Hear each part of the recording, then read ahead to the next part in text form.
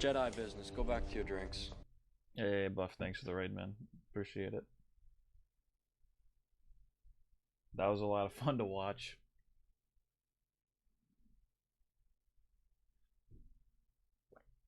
Quick speed run the list. I gotta eat. I think I think our top and bottom ones are really similar, but I think our middle is gonna be like big time rearranged. I'm excited because I really enjoyed, like, my SF is not gonna be as high as yours. My Haven won't be as high as yours. Let's see what else. My Paris won't be as low as yours. It's gonna be cool. Yeah, Buff, I enjoyed that. That was a lot of fun. Let's get the hey Johnny. We'll get the China obviously is my favorite. Actually, here's what I want to do. Let me open up a this was my original rankings, which will be subject to change, and you might see that something is missing here, which is all the way down here. We have Carpathian and then the rest of the maps. Let me open up a new. I want to do something though. I have too many notepad files. What would be a good way to do this? We could open up a sheet.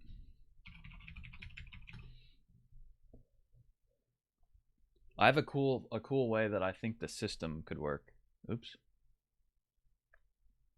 Yeah, the middle is fun because it's like super divisive. Okay, so we'll call this one map rankings. Okay. So we'll do map. Whoops. And then I'm gonna do different categories, and I'm gonna rate them from like 1 to 10 or 1 to 5 based on how much weight you should give it, in my opinion. So we'll do feel. So this will be like aesthetics, first time playing, atmosphere, weather, like stuff like that, like how you feel in the map. We'll do main mission, which will involve like triggers. So like something like Sapienza will rank really high in the main mission because you can manipulate your targets with, like, you got the panel, you got the dinner bell, you've got the like Silvio's mom thing, you've got the virus for Franny, you've got, like, I mean, there's Sapienza has like a bajillion triggers, right? So like that would rank really high for me in main mission, whereas something like Dubai main mission or Mendoza main mission, where the targets are right fucking next to each other and there's like no triggers to do anything, those are going to be like really, really low. So we'll do main mission, we'll do contracts, which we can get into, we'll do roulette, and then we'll do speed runs. And speed runs will just be like speedrun.com speed runs, not really going to include category extensions too much there. Mostly just like, like speed running the main mission and like how well I feel it succeeds there. And some of these are not good. Like speed runs, I'm probably gonna do 1 to 5, whereas something like contracts and roulette, I'm gonna rank 1 to 10, and then at the end, I will add up all of the numbers, so each one will get like a number rating. But we're weighting speedrun as half of what contracts would be weighted as, if that makes sense. So we're not, even if speedrun got a 5 out of 5, it's still not going to be weighted the same as something like contracts or roulette, because that speedruns like inherently don't use the majority of the map, so I don't feel they should be weighted as much as something like contracts or roulette, which do use the majority of the map, if not all of it. So that's how we'll do that. All right, Paris. I need to learn how to sheets. Sapienza. Marrakesh. Bangkok. Colorado. Hokkaido. Hawks Bay. Miami. Santa Fortuna. Mumbai. Whittleton Creek. Let me get the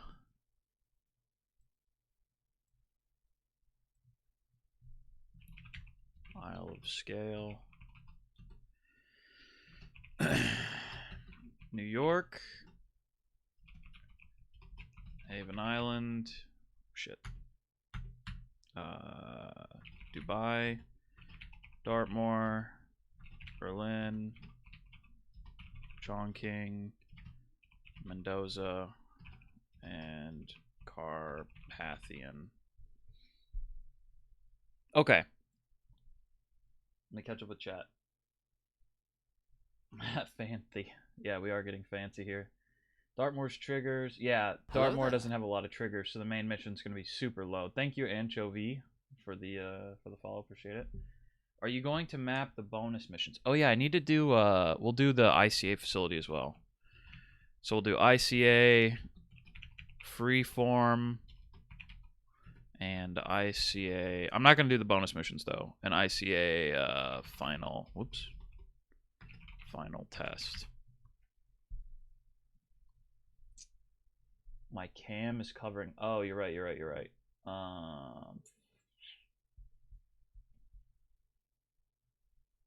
Give me a second. Shoot, I don't want to move my camera because then I'll have to realign it later.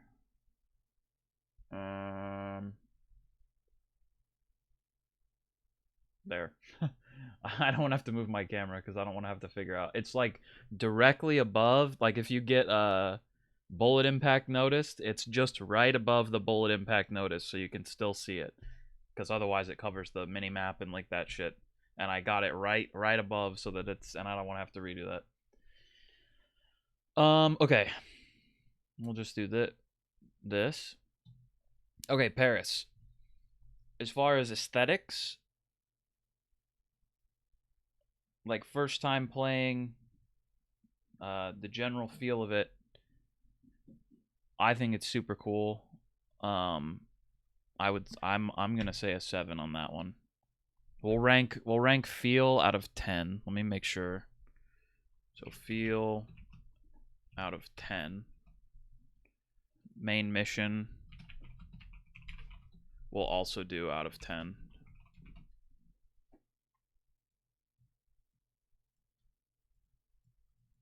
Okay. Contracts we'll do out of 10. Maybe we should do feel out of 5. Maybe that's not like that important. I think that's probably better actually. We'll do this one out of 5 actually. It's important, but it's not as important. Once you get past the first playthrough, it's no longer relevant, like for the aesthetics and like that type of stuff. Like it's still there, but it's not as potent as when you, like when I first stepped into China, it was like, holy shit, bro. Like that was fucking cool to me. And then roulette we'll do out of 10. And then speed runs again we'll do out of 5. So feel for Paris, I'll do a 4. I really like Paris. What about Mendoza? We'll get to Mendoza. I'll do a 4 for Paris. I feel like Paris is like it's it's the first one in the series. It's super fucking cool. I actually did play Paris when it came out. Absolution was my first one, and then I played Paris when it came out, but I was like no good at Hitman at all. I didn't even know what Silent Assassin was, and I didn't play it beyond like I think I played Final Test in Paris or something like that. And I didn't like wasn't something that stuck with me because I didn't understand what I was even doing. It wasn't until Hitman 2 that like late Hitman 2 that I actually bought Hitman and got into Hitman, and then found like CJ's videos and Frote's videos, and then the rest is history. Main mission for Paris. So like what we're including in main mission would be like target placement, ability to manipulate targets. The story is important in this category. So like if the main mission story is kind of stupid, then that will affect this. But like mainly it's going to be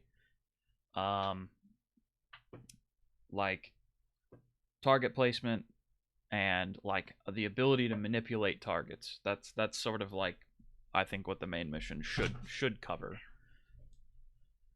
Paris, Out of 10, I think we've got like an 8 here. I really do. I think this one's like pretty. Actually, you know what? No, we'll give it a 9. Paris is great. You've got you've got like obviously the fireworks is probably the simplest for manipulating targets, but you've got excuse me. You've got multiple ways to manipulate targets here. You've got an auction going on upstairs. You got a fashion show going downstairs. You've got mission stories that are really cool that you can use to manipulate your targets. If you guys haven't seen CJ's Light Rig Man run, you ought to watch that.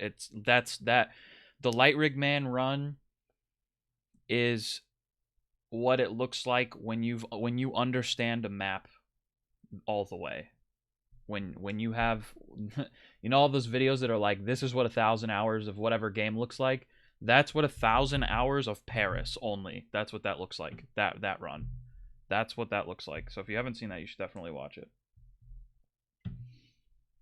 Contracts. I think what we'll cover in contracts is opportunities. Yeah, absolutely, man. We'll cover opportunities for kills. So like if there's accident kills available, if the map is too dense, it's going to fail somewhat in contracts. Contracts is also going to cover the flow of the map. So like for instance, in China, you've got more than one way to get in the facility. What would stuff like starting and smuggle?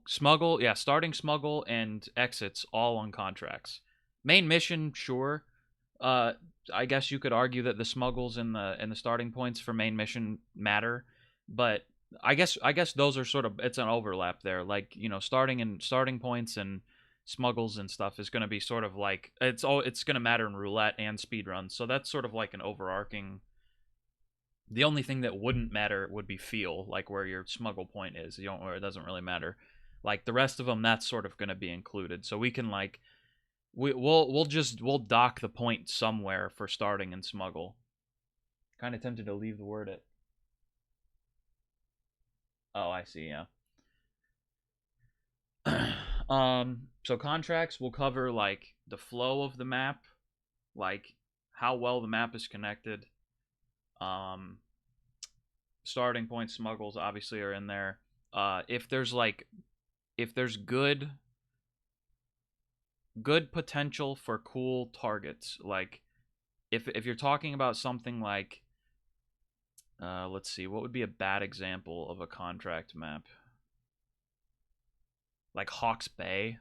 Like Hawke's Bay would be like a 0 or like a 1 in contracts, because you have like, obviously you have very very few people to begin with to even make contracts, and then not to mention the exits are garbage.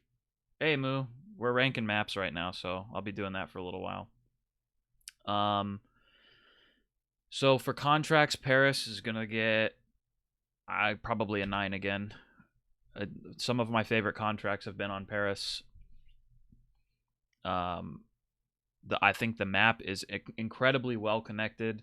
The trespassing zones aren't lame. Like for instance, a good example of a balanced map with good trespassing zones, in my opinion, would be China, because you have parts of the map that are hushes and you have parts of the map that are Imogens, but they're not all centrally located. So like for instance, the laundry building, that's Imogen's building. The street guards are Imogen's. And when you're a street guard, you're not trespassing there. And when you're a facility guard, you're not trespassing there. Or when you're a dumpling cook or facility security, you're not trespassing there. But if you're a block guard, you are trespassing there, because that's Imogen's building. It's not Hush's. And so like China, in my opinion, does a lot of the like trespassing zones are balanced. Like Dumpling Cook is really nice because you can go down in the facility with it, but you can't get past tier 1 or tier 2, sorry. And so like it's got its strengths, but also when you go up on the top of the map, it's got its weaknesses. You're trespassing in the block, you're trespassing on certain other parts of the upper levels of the map. And so like I feel like it does trespassing really well. Yeah, the exits in China are really good too. So Paris for roulette, I think I'm gonna give it an 8. It's again a super strong map for roulette. It's got lots of cool disguises. It has different isolations depending on what the spin is. You like sometimes if you need suit, for instance, attic start, seekering Victor into the Sheik's bathroom and isolating him in there is a pretty good one. But if you don't need to do that, you can start tech. If you don't need suit, you can start tech and you can isolate Victor in a different bathroom, or you can isolate him over by the Sheik again, stopping him with the fireworks right away. Dahlia can be isolated by bringing her down from the balcony. Paris Roulette is a bit easy. Well, wait till you play against somebody. Play against Froat on Paris and tell me it's easy. It's I feel like the spins might be easy to complete, but when you play against somebody who knows what they're doing on Paris, it's a fucking race. Like play against Johnny or Froat on Paris and you'll be like, "Oh." Like even spins where I completed it in like 3 minutes and 40 seconds or something, and I thought it was fast. Froat had like a 2-minute 40-second. It's just you know what I mean? Like it's roulette is a different beast because it's hello there. I'm looking at roulette from a competitive standpoint, not really just like doing spins.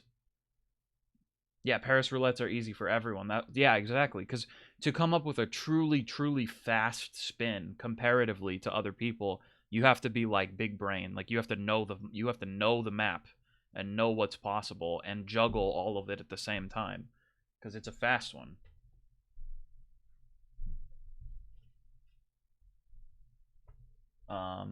Thank you for the follow, Shibuya. I appreciate it. Speedruns. SASO has had some development, and SA as well. SA was in 20. Mendy told me sort of like the history of it, and Froat is broken though. It needs to be nerfed next update. True.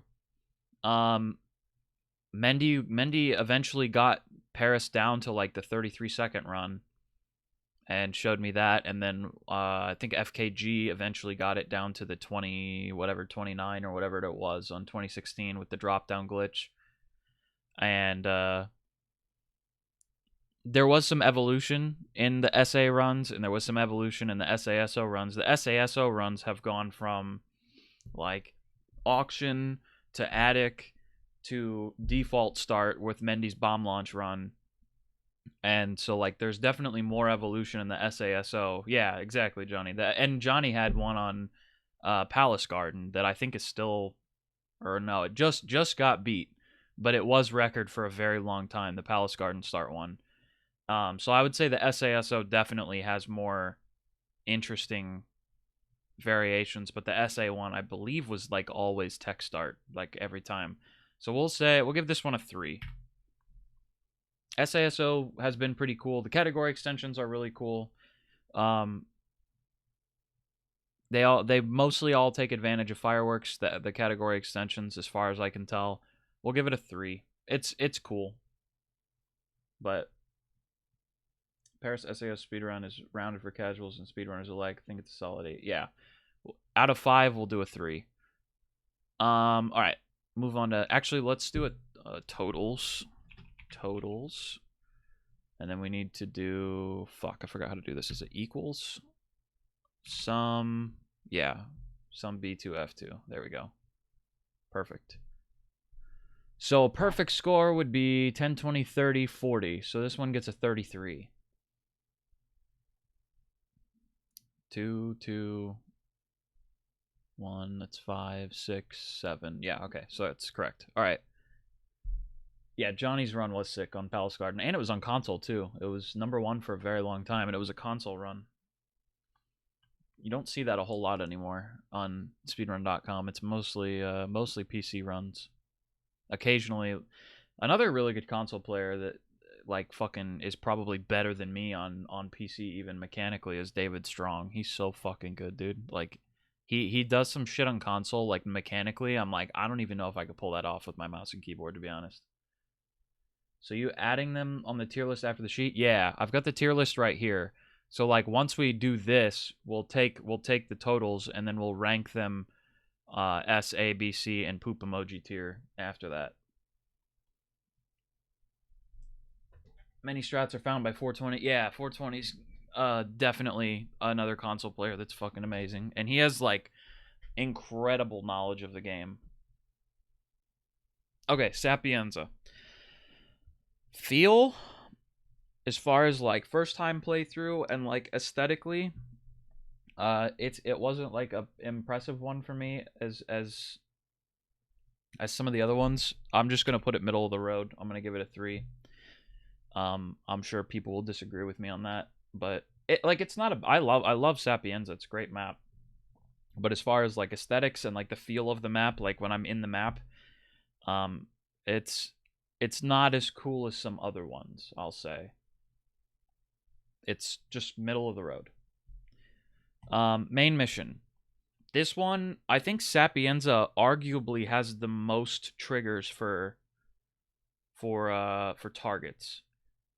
Like, it has, I think you have the ability to manipulate targets almost arguably more than any other map on this one.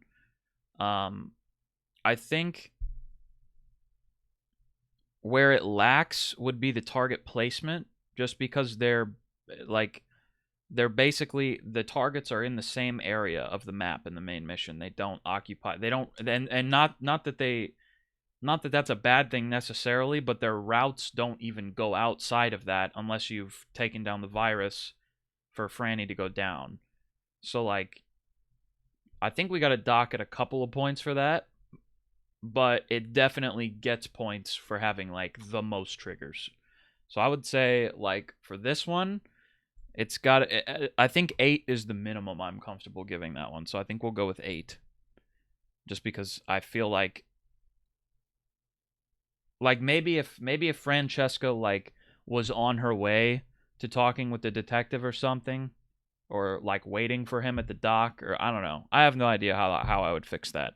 But if it just feels like when you're, like, playing the map, you kind of, like, if you're doing the main mission or whatever, you don't really get a good feel. Like, you can't really absorb the map like you can with something else like Paris. Where, like, when you're playing Paris the first time through and you do a mission story, it'll have you going in the basement trying to find the drink recipe, or it'll have you going upstairs trying to get a dongle for an auction, or it'll have you going to the to Max Decker so that you can go and escort Victor out by the helipad in the back. Like, the mission stories there really use the majority of the map. There is one mission story, obviously, with the detective where you can use that part of the map, but, like, it feels like the church area and, like, that back harbor area and, like, sort of over in the, like, sort of like town walkway area, all of that's pretty much unused with the mission stories. And so I think we have to dock it a couple of points for that. I'm trying to be as objective as possible with these. Like, obviously I like China the best, and I'm probably going to, like, I might end up being biased toward that or whatever, but I like China for a reason. And so, but yeah, I think 8 for that. For contracts, one of the things that people always say is Sapienza is really good for contracts, and I agree, but nobody ever makes good Sapienza contracts. Like, just straight up. Like, some of the contracts people shovel out in Sapienza are just dog shit. Like, they don't, like, you have to, like, they never make contracts that are like that like, it's really hard to make a contract that flows well on Sapienza, because, like, for instance, if you start in the safe house and you've got a target in the main square, or a target over in the cafe area, or a target on the tower or something, and then you've got another target down in the harbor, it's like the only way through is either running down the street for 10 minutes or climbing down the pipe.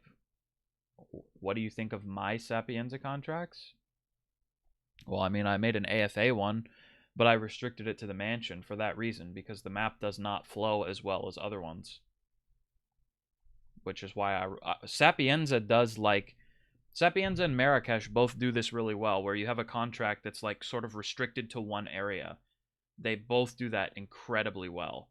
Like, the only, like, The only good example of a contract I can think of that I actually kind of had fun playing that used most of the map was the Too Many Claudios one, but that one was because to get a good time on that, you kind of had to know all of the ways through Sapienza. Like you had to throw the golf ball at the door to open it in the little shop so that you could get down to the guy in the chair or whatever.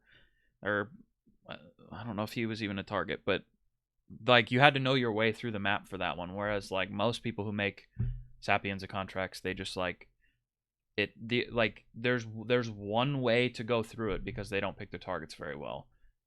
And I think for contracts, I'm gonna give it a 7 because I've seen some really good contracts. People are really a fan of the plumber contracts. Yeah, no, I don't like those. Not a huge fan. Sapienza for roulette, we got to give it a 10. Has the most disguises. Your chances of using a large portion of the map are very high because unless you get 2 mansion disguises and no weapons outside of the map. I guess Miami does have more disguises, but it's like the second one, right? It's number 2. I think we got to give it a 10 for roulette. It's the opportunities here for roulette are almost infinite. I mean, you bet the amount of permutations that you have on Sapienza compared to something like even China, where like China has like 8 or 10 disguises. Sapienza's like you'll never have the same spin like in playing it. It's just it's got to be way up there. Speed runs. I'm ranking speed runs based on kind of 2 things, which would be one, like the history of speedrunning and how it has evolved over time, and then also what are the current speedruns and what do they look like. So like for Sapienza right now, all of the speedruns that are main mission speedruns end with dropping to the lab with the bust or the brick drop or muffin drop, whatever you want to call it, over the stairs. All of them do. So like for that reason, it's kind of stale. Sapienza has 22 to 25. I know Miami has 27. Yeah, they're in the 20s, which is already, if you're in the 20s, you're a 10 for roulette already. You got a lot of weapons on the map, you're a 10. Target placement is kind of irrelevant for roulette just because you still have to come up with isolations.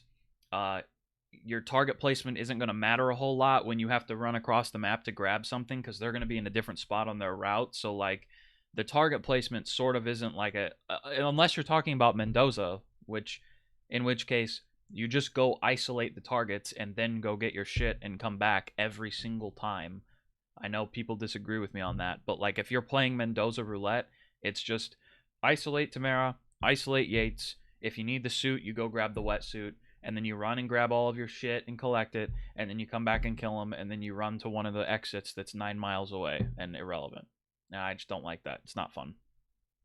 The evolution of Sapienza, though, is really cool because I think somebody recently beat him, but Goulet had the SA record at 1 minute flat where he leg shot Silvio into the lawnmower. Like, he leaked the lawnmower and then leg shot Silvio so he would fall over toward it, and then he blew up the lawnmower and killed him. And then for Francesca, I think he did... What did he do for Francesca? I think he killed her right away with like some poison or something. Sappy speedruns is my favorite. Pre-muffin BS from me. Don't even enjoy that. Yeah, that's what I'm saying. Like, I think we got to dock at a point or two. A breacher on the plug. Yeah, that's what it was. And then you turn on the valve. Yeah, yep, that was it. I'll say I think this one's a 3 again, because again, you're looking at guard start for SA, and then for SASO, it's probably either ICA or main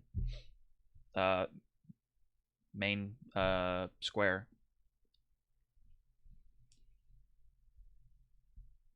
Yeah, what you have to realize, Ash, is Moo is approaching the game differently than some other people. Like he's a speedrunner.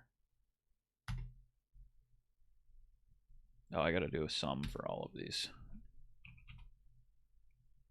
Sum B2 to what? F2? Wait. No, B3 to F3. There we go. Wait, that's not right. Oh, I have to do a colon.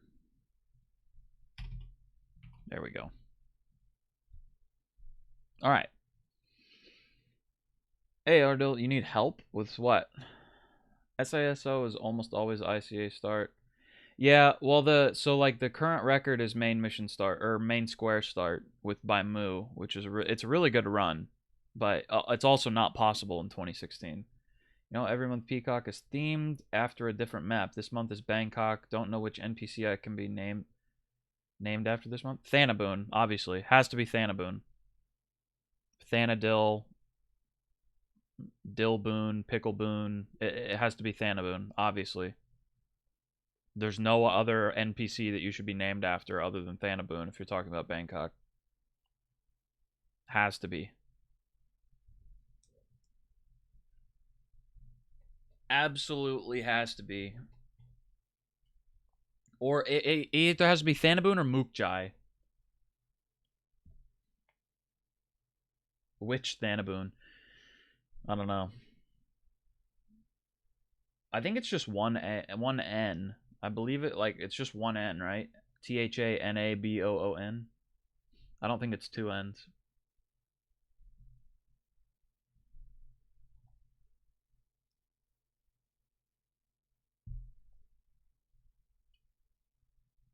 You could be like Thanapickle.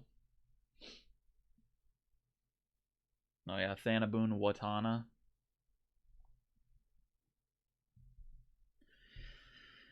All right, on to Marrakesh. Marrakesh feel. Not a huge fan of the aesthetics of Marrakesh. It's not bad. Thanaboon Boonliang, yeah, Boonliang gang represent. I'm gonna give this one a 2 for feel. Oops. I wasn't like overly impressed when I first played it, like first playthrough. Um, the aesthetic is just meh to me. It's nothing really, nothing crazy to say about that one. Really, just it's just kind of to me. Main mission.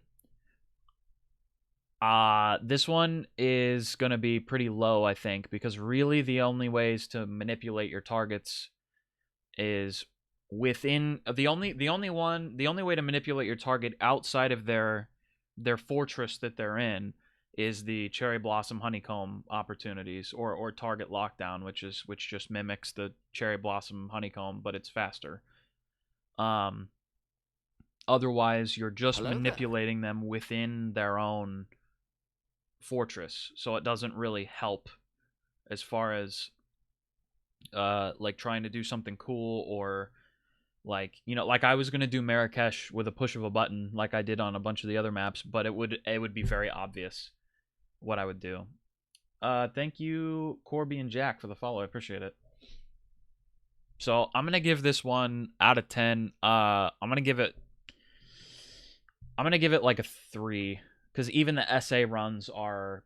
I mean, currently the top time is like 40 something seconds or 30 something seconds, right? Like it's the bomb launch on Reza, and then a snipe on Klaus, which is a really cool way to cross the hurdle that is a 2 fortress map.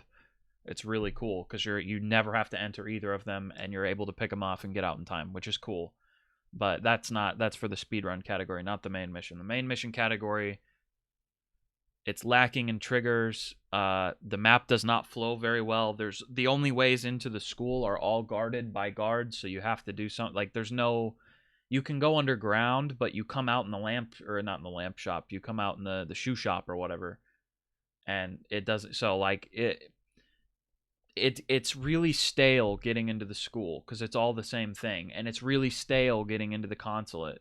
Yeah, the headmaster's roof counts too, but like nobody even does that because it's slow.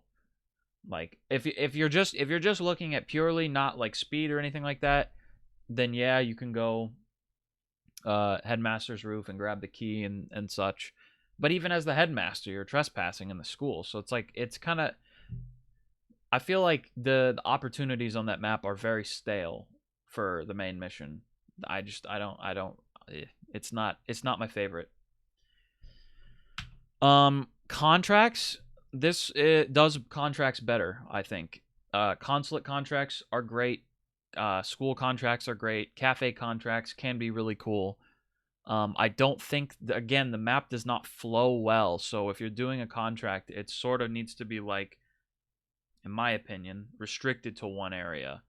I've made contracts in the past that were not restricted to one area, and they did not get good feedback, and I don't even like playing them. So, I feel like this map is disconnected, and each part does its own thing pretty well, but it's not the I don't like the trespassing zones.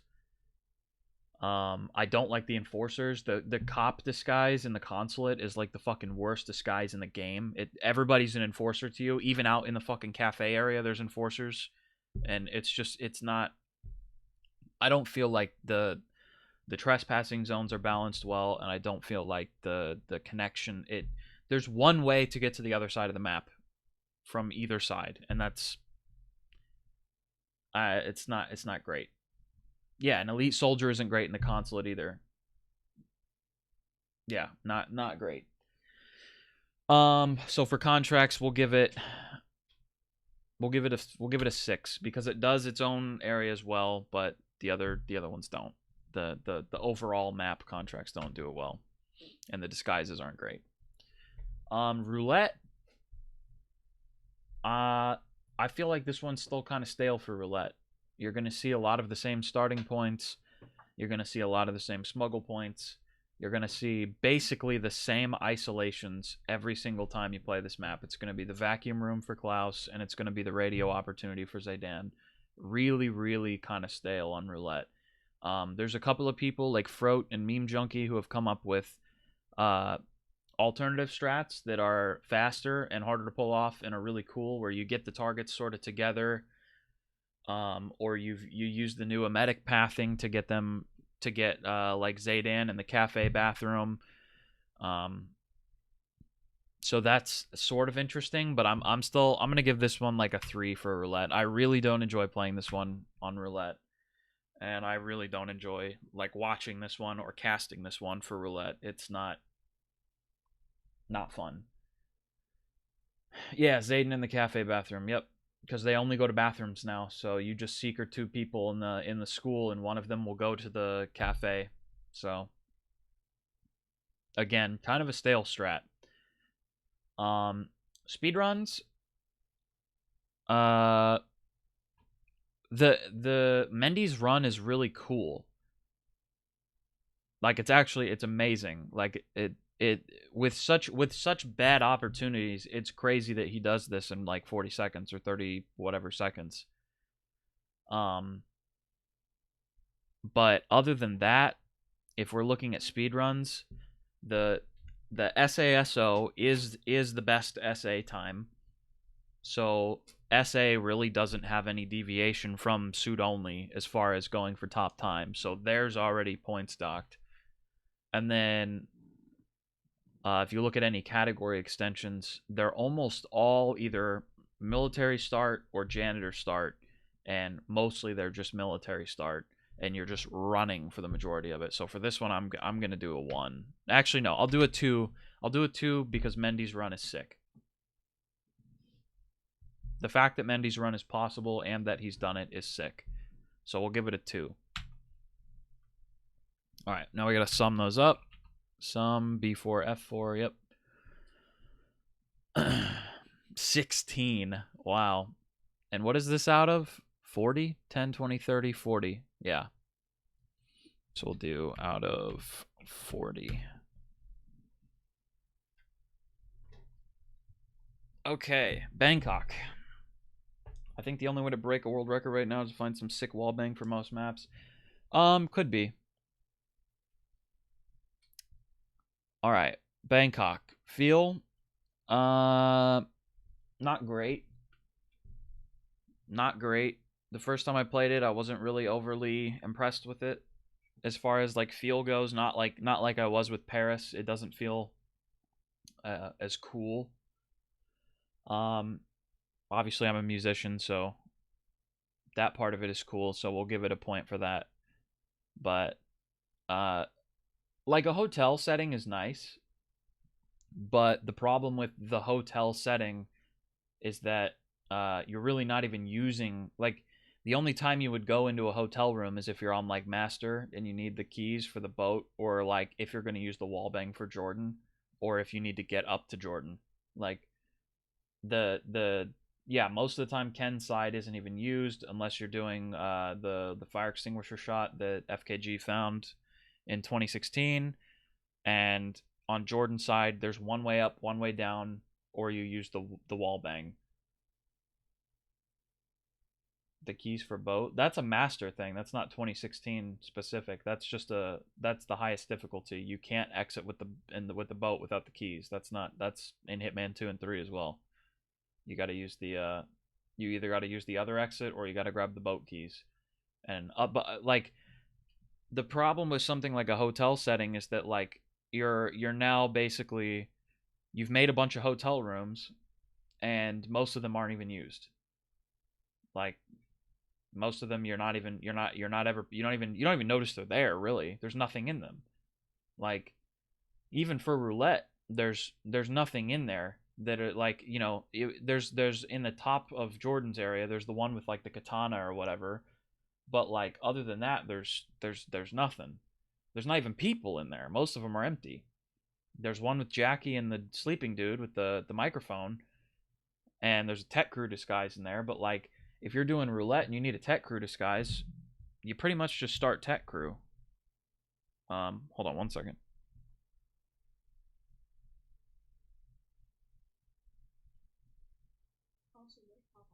I know, I'm not hungry yet.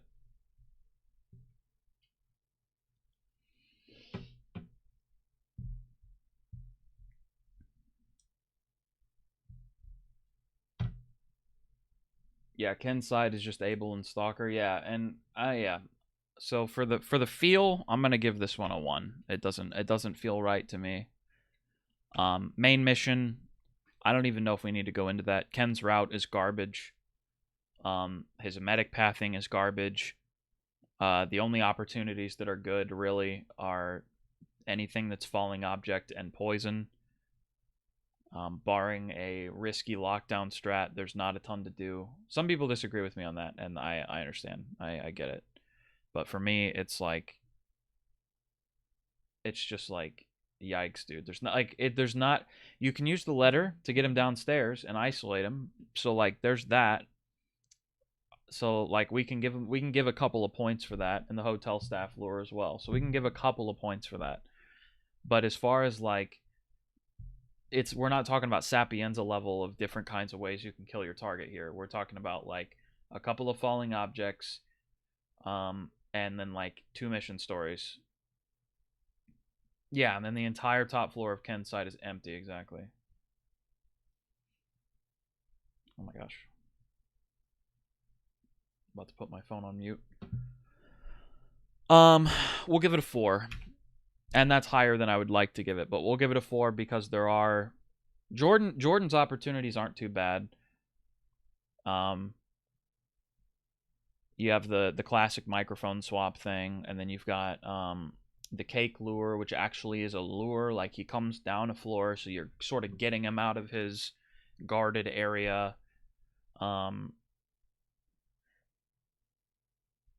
It's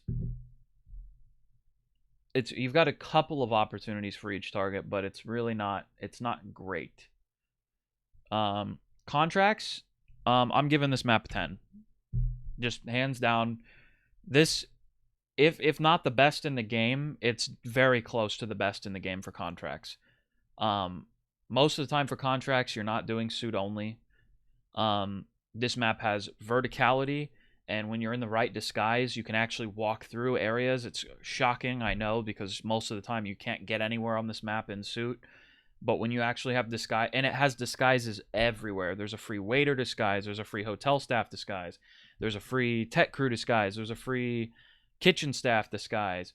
There's, I mean, like, they're everywhere, and you can make like super cool contracts with this map. There's coconuts. There's chandeliers. There's food that you can poison. There's different mission stories that you could take opportunity of, like the exterminator thing, to make contracts out of. You can ventilate the main room. I mean, like, contracts for this map is just awesome in my opinion. The sniping is mediocre. Sniping, I don't judge contracts based on whether or not you can snipe everyone. That's a really silly way to do that, I think. And the recording studio targets are virtually untouched. No. If you've played in, like, you got to play a lot of different kinds of contracts on Bangkok, and you'll start to realize that there's a shit ton of stuff you can do. And not to mention there's wrenches everywhere. So when you want to exit Tuk Tuk, one is usually pretty well within reach. Never really thought of Bangkok like that because I don't like the feel so much. Yeah, it's like I rated it a 1 on the feel because, again, I don't think it's it doesn't feel like a cool map. Can you medic the whole lobby with exterminator? I'm not sure. There are 6 wrenches and they're all quite close together. Yeah, but they're all like not too far away from the Tuk Tuk. They're all on Jordan's side of the building, and they're if you're in a disguise, they're not hard to get to. That's the point.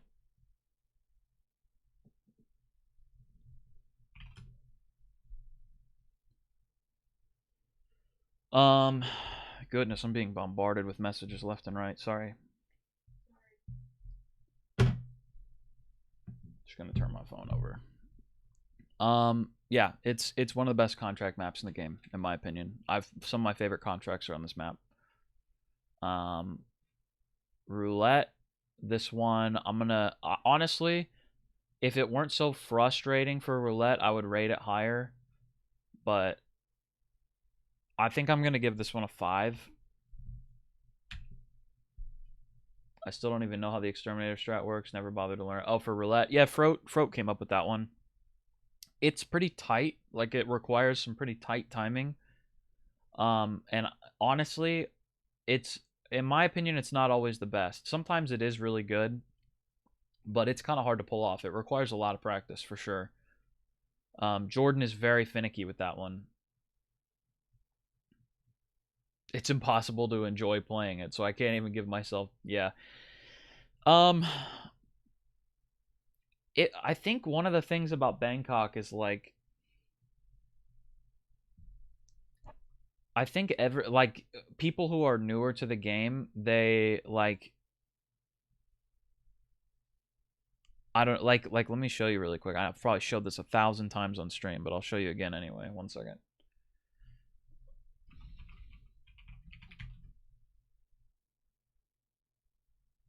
I'm sure I'm all right to show this on stream. All right, today we grind for total stupidity. Check this video. Little taste of this during the we'll take a second to watch this. Video. Shit like this is, again, like, you're taking advantage of something.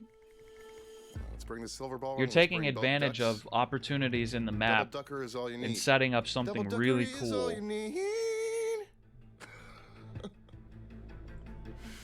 That makes me laugh every time.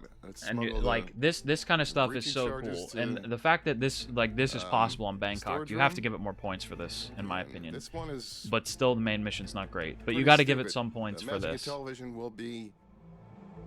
Let's skip ahead to where the run starts. And each time I got it to work, I accidentally killed somebody else. So it is. Might skip through a little bit here. Not cooperating. And I'll just sort of explain Otis, and the other time I killed as best I can what's going on here. So he's 8075 going to get the exterminator. There's any confusion? I actually killed the real Phantom. This shit's really cool right here. Let's knock these guys out. Same trick I used the other day for the Flying Sapper's Axe run. He didn't see him. You can't do that in Turn around in time to 2018 see him. He was or going to. Hitman He 3. heard him, but that one should have been fine. That's SA, by the way. Moki Mukchai right here, and if you didn't know, Moki So he's Mukchai talking was the point guard for the Atlanta talking to, that CJ note was fabulous, indeed. Yeah, Passe. He just talked to Mukjai with the exterminator, which is going to bring Jordan and all of his crew out of that area so that they can fumigate, and he's going to cause them to meet. In the mid-90s. No, wait, that was Mookie Blaylock. Sorry, I got confused. Close enough. I have told that joke every and single time. now he's I've poisoning attempted this, Ken's and I will dish with a continue medic to tell it poison because I think to it's hilarious. buffer him, I believe. Let's lock Ken down right here. He will Yeah, hear the so he's gun, gonna that will lock Ken him down. and that will delay him from getting to his coconut tree. If I had allowed him to continue, then he would have gotten sick, and he would have felt better and started to move before Jordan got under his coconut tree. So I'm using two different trees, so I have to make sure they're both under one of them. Now he's moving these guys out of the way because they can get spotted from slowing Ken upstairs down by like that the will allow for idiots the up timing there. for that to happen. And I Let's move think these the guys out of the hotel way. manager might walk in And I'm gonna there grab the as well. breaching charges, and I'm gonna run downstairs and grab some coins. Make They sure to still unequip look the sick, breaching even if you charges, do 'cause I know stuff about didn't do that last time Hitman. and These ran right they're past better, this even cop if you like a bonehead. they're better when you know what's happening because Grab you're the like, holy coins in shit, I here. can't believe you actually did that. These videos are better These when are you know intended what's to happening. keep Otis away If from you don't Ken's know what's coconut happening, tree. you're like, of course somebody did Otis has a something like habit of that because standing it's a little too Hitman. close But to when you Ken while actually Ken is know like sick. what has to happen So here, this should, it keep him makes back it a like little you're bit. like you realize how like absolutely like There is a guy who can like go for these it coins becomes before like Otis how did you does, even and that is think this of guy on his this? cell phone right here. Bumping into him will start him on his cycle. He will. In start my moving, and opinion, he you won't be appreciate gone by this the stuff time more. Otis It's gets the here, same thing so- with like music. Like when you're listening to a song or something, like to the average person, like if you're listening to something like a really technical guitar solo or like a really tasteful guitar solo or something like that, it's more appreciated by people who are like good at guitar or more or skilled at that instrument. It becomes, you can appreciate it a lot more. You realize how amazing it is what they're actually doing. One of the best examples, in my opinion, is I don't know if you guys know what a ghost note is on a snare, but a ghost note is when you basically are lightly tapping the snare with your stick to accent certain parts of the song, and you can you can make it sound like more is going on than there actually is with something like ghost notes. But most people won't even hear it when they're listening because it's not something that is like they don't know what's happening. But ghost notes to pull off well is kind of difficult, and to make it tasteful in a song is actually just like incredible. And so like there are certain things that you really can't appreciate unless you actually do know what's going on, in my opinion. There isn't even a chance for him to see them and pick him up before Otis does. That is Yeah, Jordan Passe Cross. knows. We'll bump into Jordan a few times here. In equal measures. Bump him until he screams at me. Don't freaking touch me, man! I can barely hear him because all I hear is reverb on the voices right now for whatever reason. Oh, nice. The game Drop had the that coins glitch right back here. then I too. probably turn my mix up a little bit. These are for Otis, and he should, like I said, he should be the only one who sees them now. Mr. Exterminator, clean up after yourself. And one more thing I got to do is I got to get Thanabone number 1 out of the way. That is Thanabone number 1. That is not Thanabone number 2. Thanabone number 1 is standing right under the coconuts I'm going to kill Jordan with, and Thanabone number 2 is out there somewhere. So I'm going to move him by allowing him to hear a breaching charge. Time of day? Probably sleeping. I'm going to detonate it when Mookie Mucha is done talking. Yes, so do make yourselves comfortable. He will hear it and he will go for it. These rumors Turn your head. are wildly exaggerated. I'm Okay, that should be good. riffraff. He should move out of the way. Jordan should start moving. Otis is I going don't for even the know what's coins. That's good. happening. Should start looking for another hotel. I need him to scream at me again, Don't do because if he doesn't scream, then he keeps moving. Let's drop the duck. All right, so This now is he's set up got for the flying duck. targets in position under coconuts, both of them, and he's going to set up 2 ducks and a breacher in the middle to shoot them up and in opposite directions. They will both insta explode in the air because the breacher, when you put something too close to a breacher and you launch it, it explodes in the air without you having to detonate it manually. It just goes up and then explodes instantly. And so he's going to explode 2 ducks to hit 2 sets of coconuts, which are both going to drop on the targets. Drop the duck, drop the breaching charge, trigger the breaching charge, And drop the other duck. Oh, I got both of them. Both targets down. Now head towards the exit. I should probably get out of here before those other bodies get found. But I didn't have time to look at that kill cam. Nothing to report from my current location. Over. I do need to pick up the coconuts, though, for stall points. Somewhere safe. Here we go. I didn't expect that to work. I think it just did. Get the fuck out of here now. Please don't give me a body found for sitting there goofing on Larini and Anyway, fucking around picking up the coconuts. He made it out of the map. And my point with this is that shit like this has to be included in the main mission category, I think. I think that type of stuff has to be... You have to include that sort of opportunity in the main mission. How was the Papers, Please stream? It was kind of fun. I might play some more of it, but I didn't have, like, crazy fun. Like, it wasn't, like, insane or anything, but it wasn't bad. I might play some more. Speedruns. The essay run, I believe at first was text start downward. And the SASO run was probably something similar to what CJ did or what FKG did with the exploding fire extinguisher. Yeah, recording crew. Tech crew is what it's called, I think. Or no, I guess it is called recording crew. Yeah.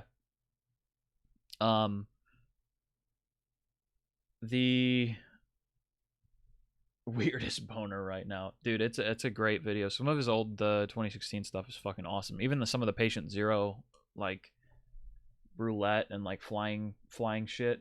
There's some really good stuff in there. Definitely should watch all of those. But right now the top speed run for Bangkok is whatever, 24 seconds, I think, 25 seconds, something like that from pier start. It's really cool. Like it's pretty cool. It's like it requires some pretty good knowledge of how the game works. You have to lock down Jordan very specifically, and you have to in the new ones, like in 2 and 3, you actually have to get the right cutscene for it to even be possible to do that fast. And then you drop a chandelier on Ken from the pier as well, and you do it in 24 or 25 seconds or whatever. That's pretty cool. We have to dock a point because SASO took over SA, and in my opinion, that's more stale. It doesn't, because you don't have any room to compete or improve the SA runs when the SASO is already the fastest. Huh? Oh, okay. So we'll give this one a 3, if I can. 3. All right, let's sum these up.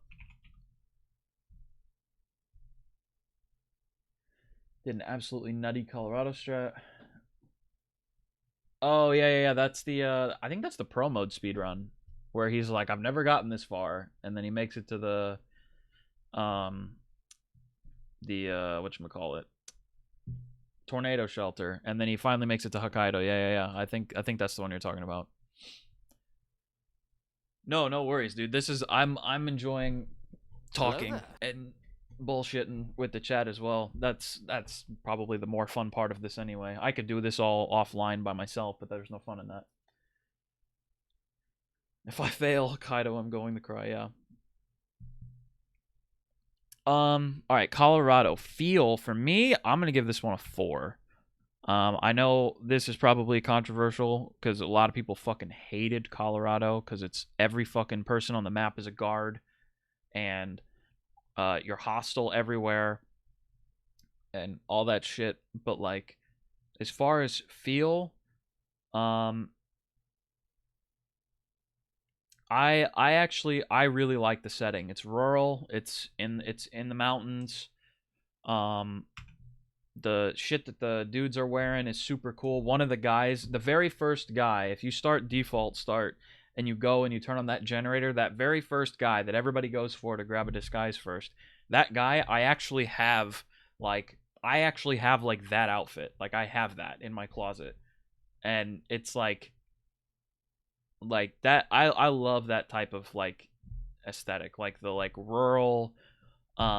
It looks like it's probably pretty cold because everybody's got, you know, like coats and stuff on. So, and like not to mention you're like, you've come from Paris, Sapienza, Marrakesh, and then Bangkok, where you had 2 targets, and now you've got 4. And not only do you have 4 targets, but the whole fucking map is hostile in your suit.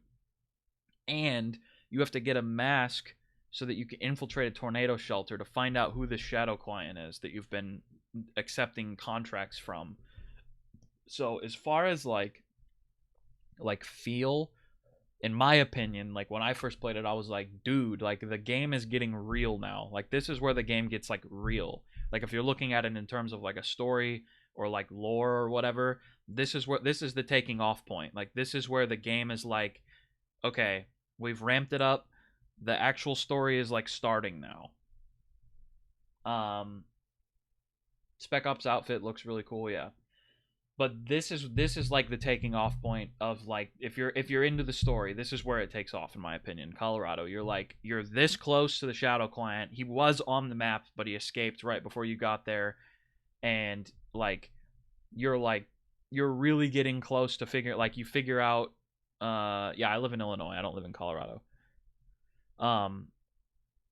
You really like you're this close, like you're right there. So I this for feel it's a 4. 5 would be if it were nighttime. Yeah, Shadow Client is Lucas Gray. I was in Tennessee. We're planning on moving back, but I'm back in Illinois for now. Main mission. So this is gonna be again target placement, opportunities, stuff like that.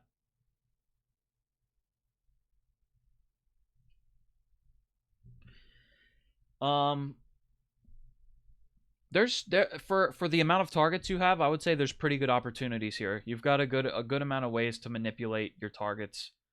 Not like overly crazy, like something like Sapienza where you've got like a 30 million mission stories.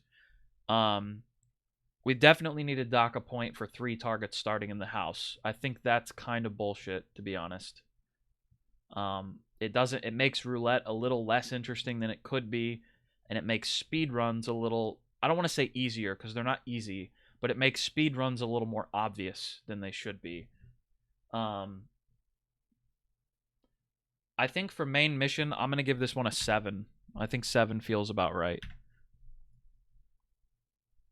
I think that feels about right. No, it doesn't ruin the main mission by any stretch. I just think that like if Sean were to start in the building, you know, with the sinks and the 2 other guys, like by the car where you would explode Sean, like by that vehicle, if he were to start in that building, or like if Ezra were to start in the shed and Penelope started in the house, because Penelope's the only one that has business in the house anyway. She's the one that's like looking at the whiteboard and in that room talking to the hackers or whatever. She's the only one that's fucking even doing anything in there. Ezra just goes in the basement and talks to the dude and then gets nothing. And Sean explores the rest of the map and then comes back to get triggered by his OCD. That's like the only reason he's even in the house. So I feel it would have been cooler if Ezra started in the shed and Sean started in the explosives building rather than all of them being in the house. People don't like Colorado because it's non-casual friendly. I don't know, man. I feel like all of the arguments against Colorado fall flat, even from a casual standpoint. Because if you're playing casually, you're not going for suit only, in my opinion. If you're going for suit only, you're not a casual player. That's just that. Like, I think that's where I would draw the line. So, like, if you're playing casually, just grab a fucking disguise and do some mission stories. You're not trespassing on the majority of the map with a disguise, and you can grab a militia elite disguise. There's a free one. So I don't know. I feel like all of the arguments against Colorado fall flat if you just think about it. That's my opinion. Everybody has their own opinion. It's just mine. I feel like it doesn't. Yeah. Contracts. I think we're going to have to, unfortunately, I hate to do this, but unfortunately we're going to have to dock a lot of points from contracts on Colorado simply because of the introduction of the phone and the taser in Hitman 2 and 3. Hitman 1 has some of, like, I grinded a Colorado contract for 8 hours on stream, and when I finally got it and got the #1 time, I was so fucking happy. Let me see if I can find it really quick.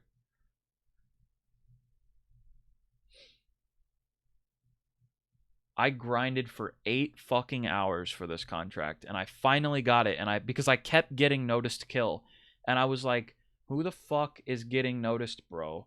And then I finally figured out who was getting noticed. Yeah, here it is. It's called the Colorado Quartet. And so I figured out who was getting noticed, and I tried things for hours and hours and hours to not get noticed, and I eventually figured out that you can I threw a Napoleon to turn a whole bunch of people around so that I could shoot this guy upstairs without him getting noticed, because I kept getting notice kills. When was this? A couple months ago. Gypster, thank you for the follow. I appreciate it. And this, by the way, Facey did this contract and had the top time, and he had 40 seconds. And he started as a hacker. And I was like, well, I'm not going to copy his strat, and I don't really see any improvements to be made on his strat. So I'm going to do it from here, from this start, which, like, I don't even think people use this fucking start, to be honest. I, like, rarely ever see this. So this was one of my, I was really proud of myself for this one, because I grinded for 8 fucking hours on stream. Executive.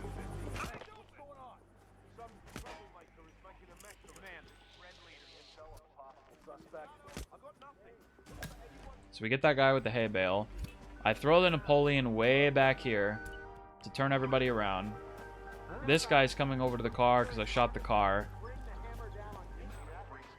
This guy upstairs is about to walk through the window, and I have to use a striker here because the baller won't kill him from that distance. I blow up the car for the guy, and then we've got Joshua Trumbo, which is the guy that walks out of the building here. And as he's coming down the stairs, right as soon as he's not going to be visible to the push-up guys over there, I shoot him in the head, and then I exit. And I got 39 seconds. So I got the top time by 1 second with an entirely different strat, and I grinded for 8 fucking hours, and I finally got it. Like, this was one of my favorite contracts. And I think Colorado has amazing contract opportunities, but we have to dock points for the tasers in Hitman 2 and 3. It's just unfortunate. Oh, hey, Mendy went live. He's doing bonus rivals match. Nice. All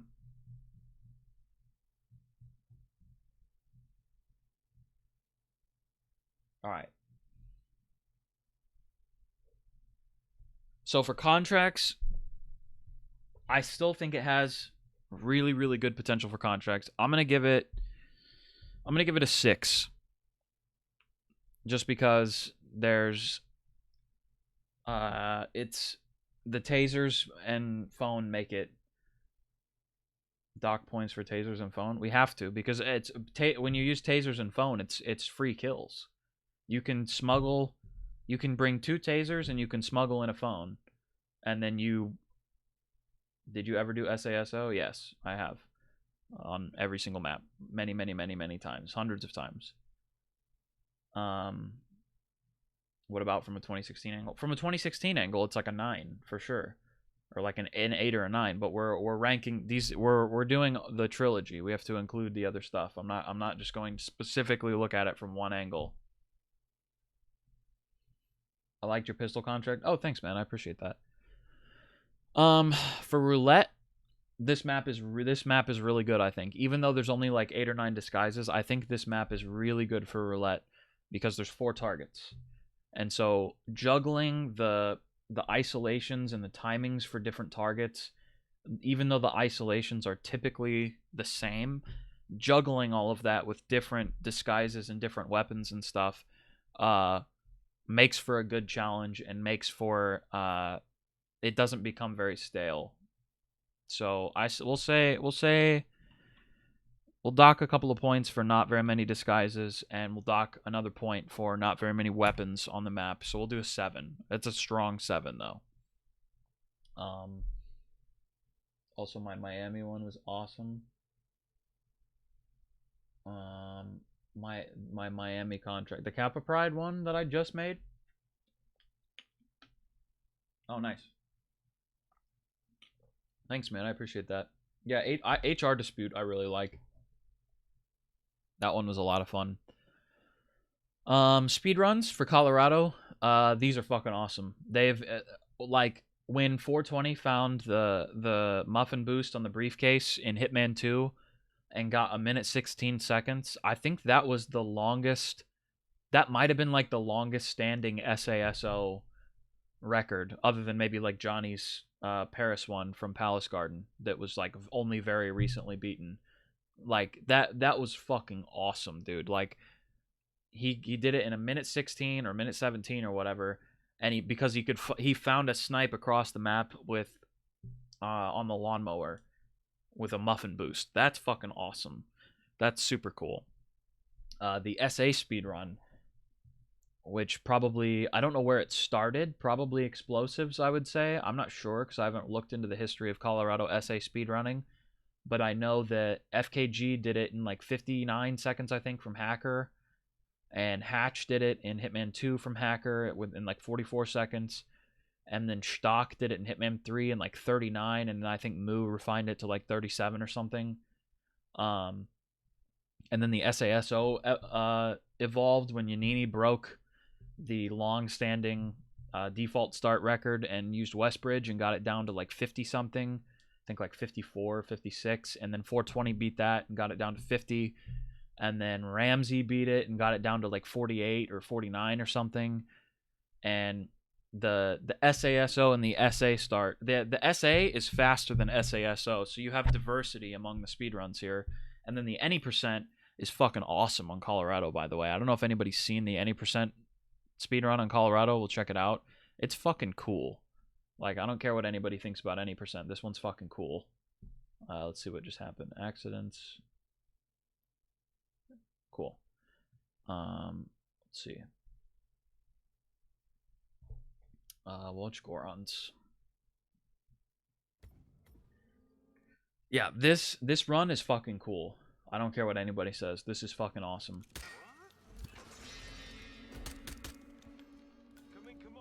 Sean Rose confirmed down. Nicely done, 47.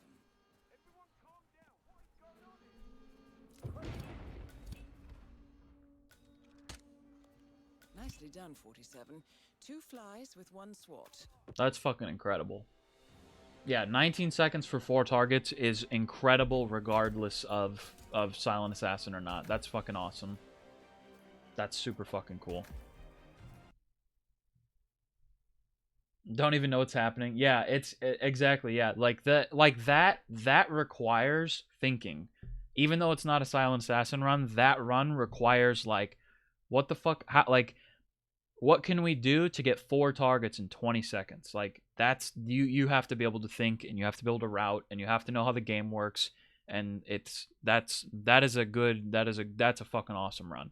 So for speed runs, I'm gonna give this a 5. This is cool. The way that they've evolved, and the fact that SA and SASO and any percent are all different and are all very cool in their own sense, and the category extensions are fucking awesome too. This one's a 5 for sure.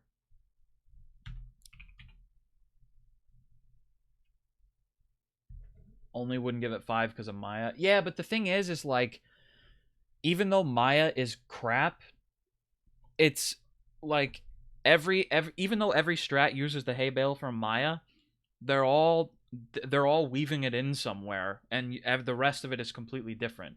Like, the diversity in the strats is insane, and the fact that you can even hit the hay bale from all these different starting points that's super cool.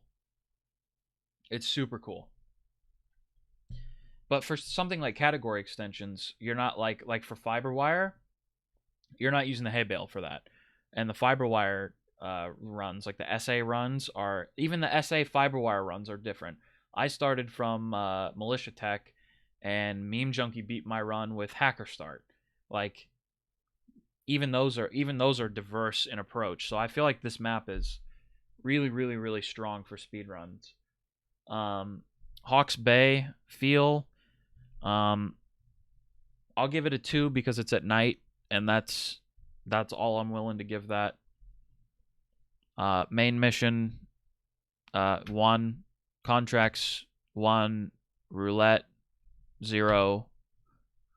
Speedrun, we'll give it a 4 on speed. Nah, we'll give it a 3 on speedrun. There. That one's easy. Moo is so upset right now. Oh wait, that's Hokkaido? I meant to do Hawks. Whoops. I didn't realize I was on Hokkaido. Here, we'll do it for this. I meant to do that on Hawks Bay. Feel 1 1 1 0 4. There we go. Whoops. Meant to do that for this one. My bad. We'll do Hokkaido now. I thought I was on Hawks Bay. Okay, Hokkaido. I didn't even realize I was on Hokkaido. I thought I was on Hawks Bay. Hokkaido feel. I personally love. Hey, Type Alpha, welcome. I love like Japanese aesthetics and architecture and stuff like that. Like a lot. I think it's super cool that you're entering the mission and one of your targets is the former boss. I think that's cool. Confirmed weeb indeed. I'll give it a 4. I really like it, and I love snow. Snow is like, I love snow. I love it when it snows. I like being out in the snow. I like skiing. I love the mountains. It's aesthetically, this is one of the most pleasing for sure. It's awesome. Main mission. Opportunities on your targets. You have a couple of things for Yuki, like the sauna and the sushi, and you can do stuff with Portman as well to get into the hospital area. It's kind of lacking in like triggers for targets. What do I think about Snow Festival? It's not great. But that's not on here. I need to move it back over. No, I can't zoom in. I can't really make it bigger, unfortunately. I can... Wait, can I do Control Plus on here? No, it won't let me. Is there a way to, like, zoom? Oh, here we go. There we go. Is that better? That should be better, right? Okay, main mission. You have some opportunities on your targets, not a lot. Target placement is probably this one's gonna fail on the target placement. Yuki's spawns on the cable car platform, which is basically a free kill for her, and Soder's is in the fucking the operating room, and he's almost arguably a free kill. It's not great.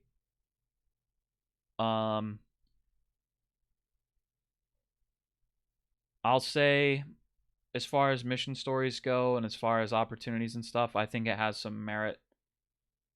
I'll give it a 6.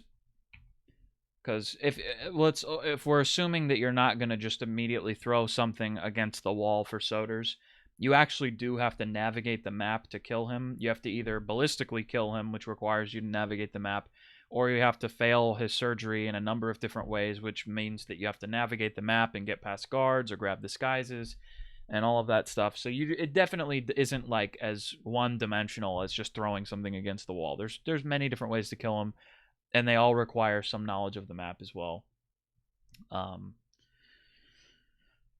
So I'll give it a 6. For contracts, I think this map is really good. I love contracts on this map. I think it's got really cool... not only does it have areas within it that work well on their own, like the hospital area or the restaurant area or the morgue area, but they all flow together really well. There's more than one way out of certain places, and if you can't make it through one because like you can't bring key cards or something, you can go in a different way. I think this map flows really well. And I think there's lots of really cool opportunities for good targets. I think for this one, for contracts, I'm going to go ahead and give it a 9. I think this is a great map for contracts. I think The starting locations are good. I think the smuggle points are good. I really like this one for contracts. I think this 2016 has great contracts. Their H2 and H3 have great contracts. This one's good. Roulette.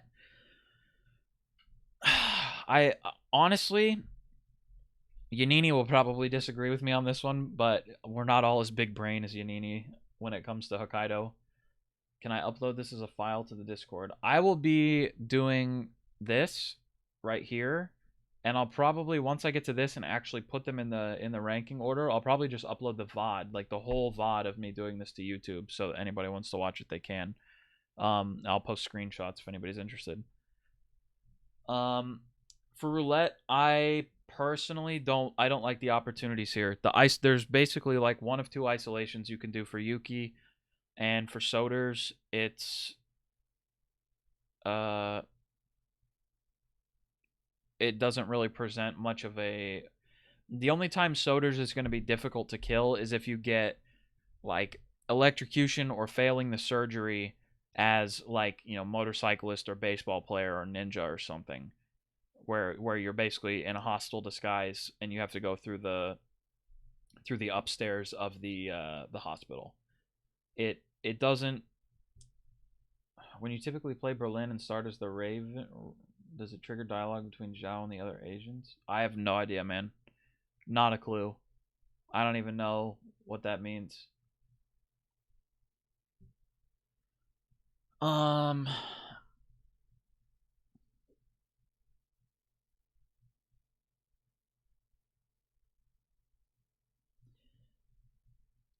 The only person, well, there's two people. Frote and Yanini are the only two that I've seen really, like, truly innovate on Hokkaido for roulette.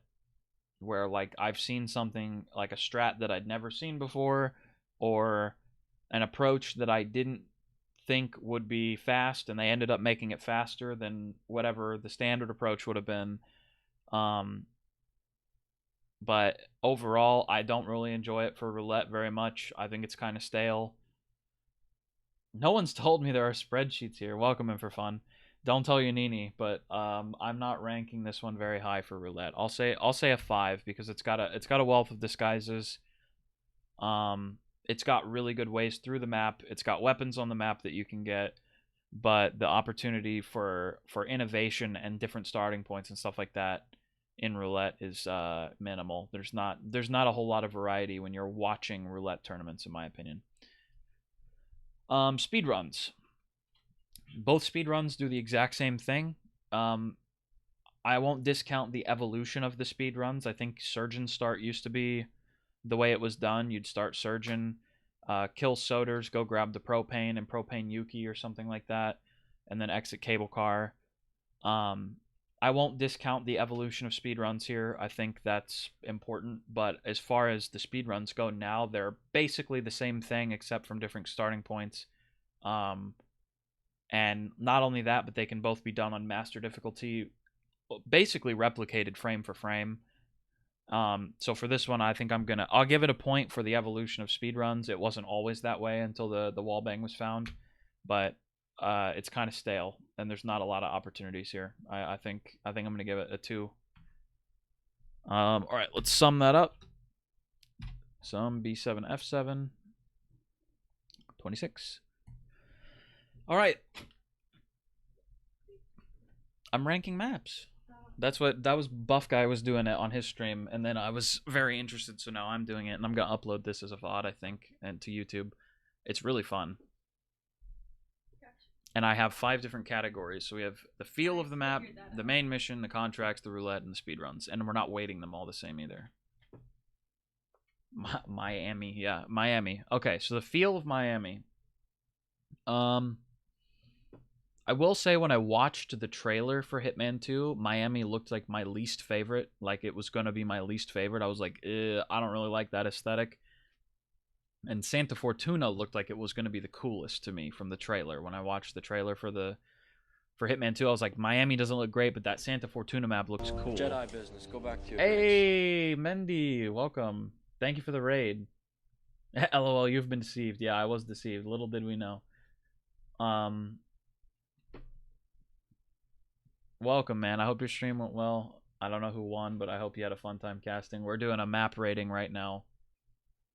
Map ratings, and I'll upload this so you can watch later. I think you'll be interested in what I had to say about the Hitman 1 maps. We're on Miami. So for the feel of Miami, it's not bad, but it's not great.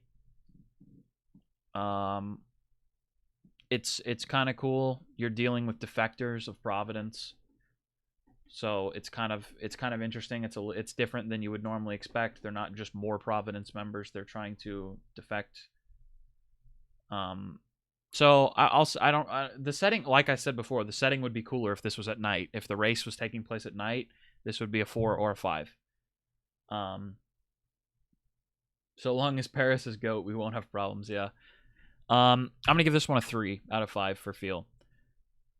Very nice. Main mission.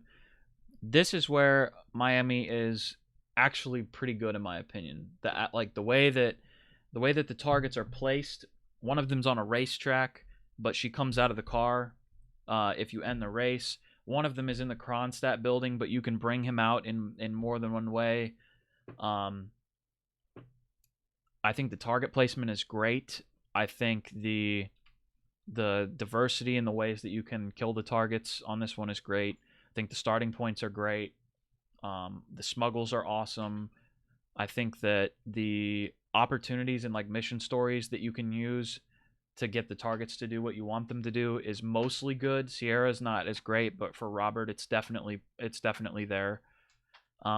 Like for instance, my Miami with a push of a button run was a lot of fun. That was really cool. Like shit, if you can get shit like that to work, then you've got a good setup here. I'll go ahead and give this one an 8 for main mission. I think it's solid. It's a great main mission. It's fun to play. I love the Robert proxy kill, pushing Robert onto the car, making them meet up after the race. Yeah. Contracts. This one is a great contract map in my opinion. There's 2 halves of the map that you can use to do like local contracts. Like you can do pit contracts on the mechanic side, or you can do Kronstadt building contracts, or you can do contracts on both sides. You could like where it takes advantage of the entire map. And with good target placement, you can make sure that it doesn't end up being a pistol sniping contract, which we have seen in the past. Do you think it was good for GM? I have very, very little experience with Ghost Mode. I am absolutely not qualified to talk about it.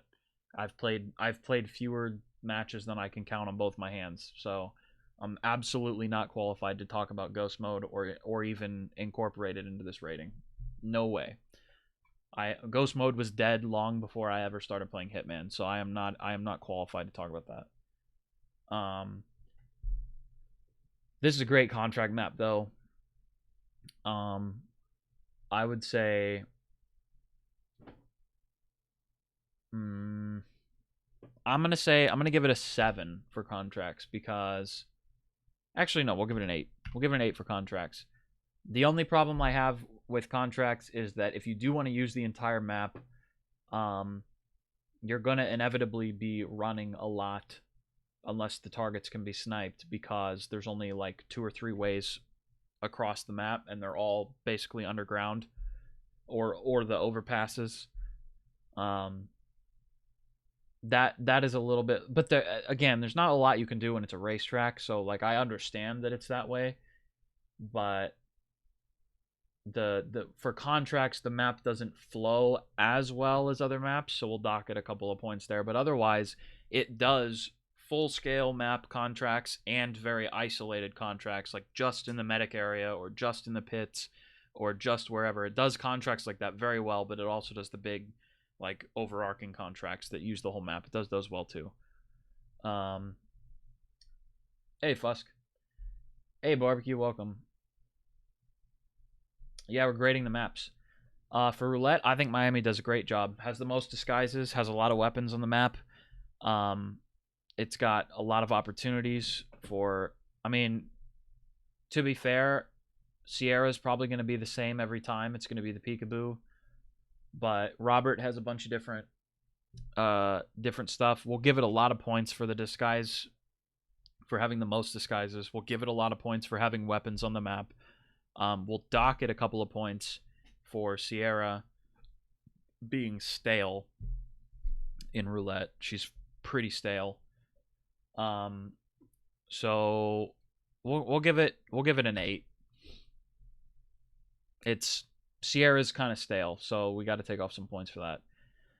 Speed runs. The evolution of speed runs on this map is awesome, in my opinion, and we got to dock it points because the suit only overtakes the SA. When suit only is the fastest, it's faster than the normal silent assassin speedrun that we saw beforehand. I'm docking points for that because it makes it less diverse in the amount of things that you can do on the map. But the evolution of speedruns, hey David, definitely tuned in at the right time. The evolution of speedruns on this is fucking awesome. One of let's see, Hatch Miami speedrun. Let's see if we can find that.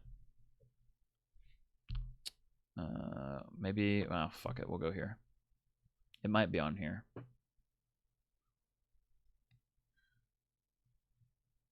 Yeah, right here. This is one of the coolest runs that I saw when I started looking at Hitman speedruns. And this was just awesome to me. This is overtaken not by the suit only strat, but by David Red Sox's strat that has been optimized by Moo.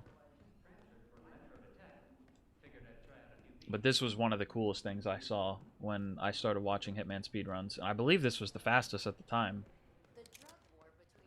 when he first did this.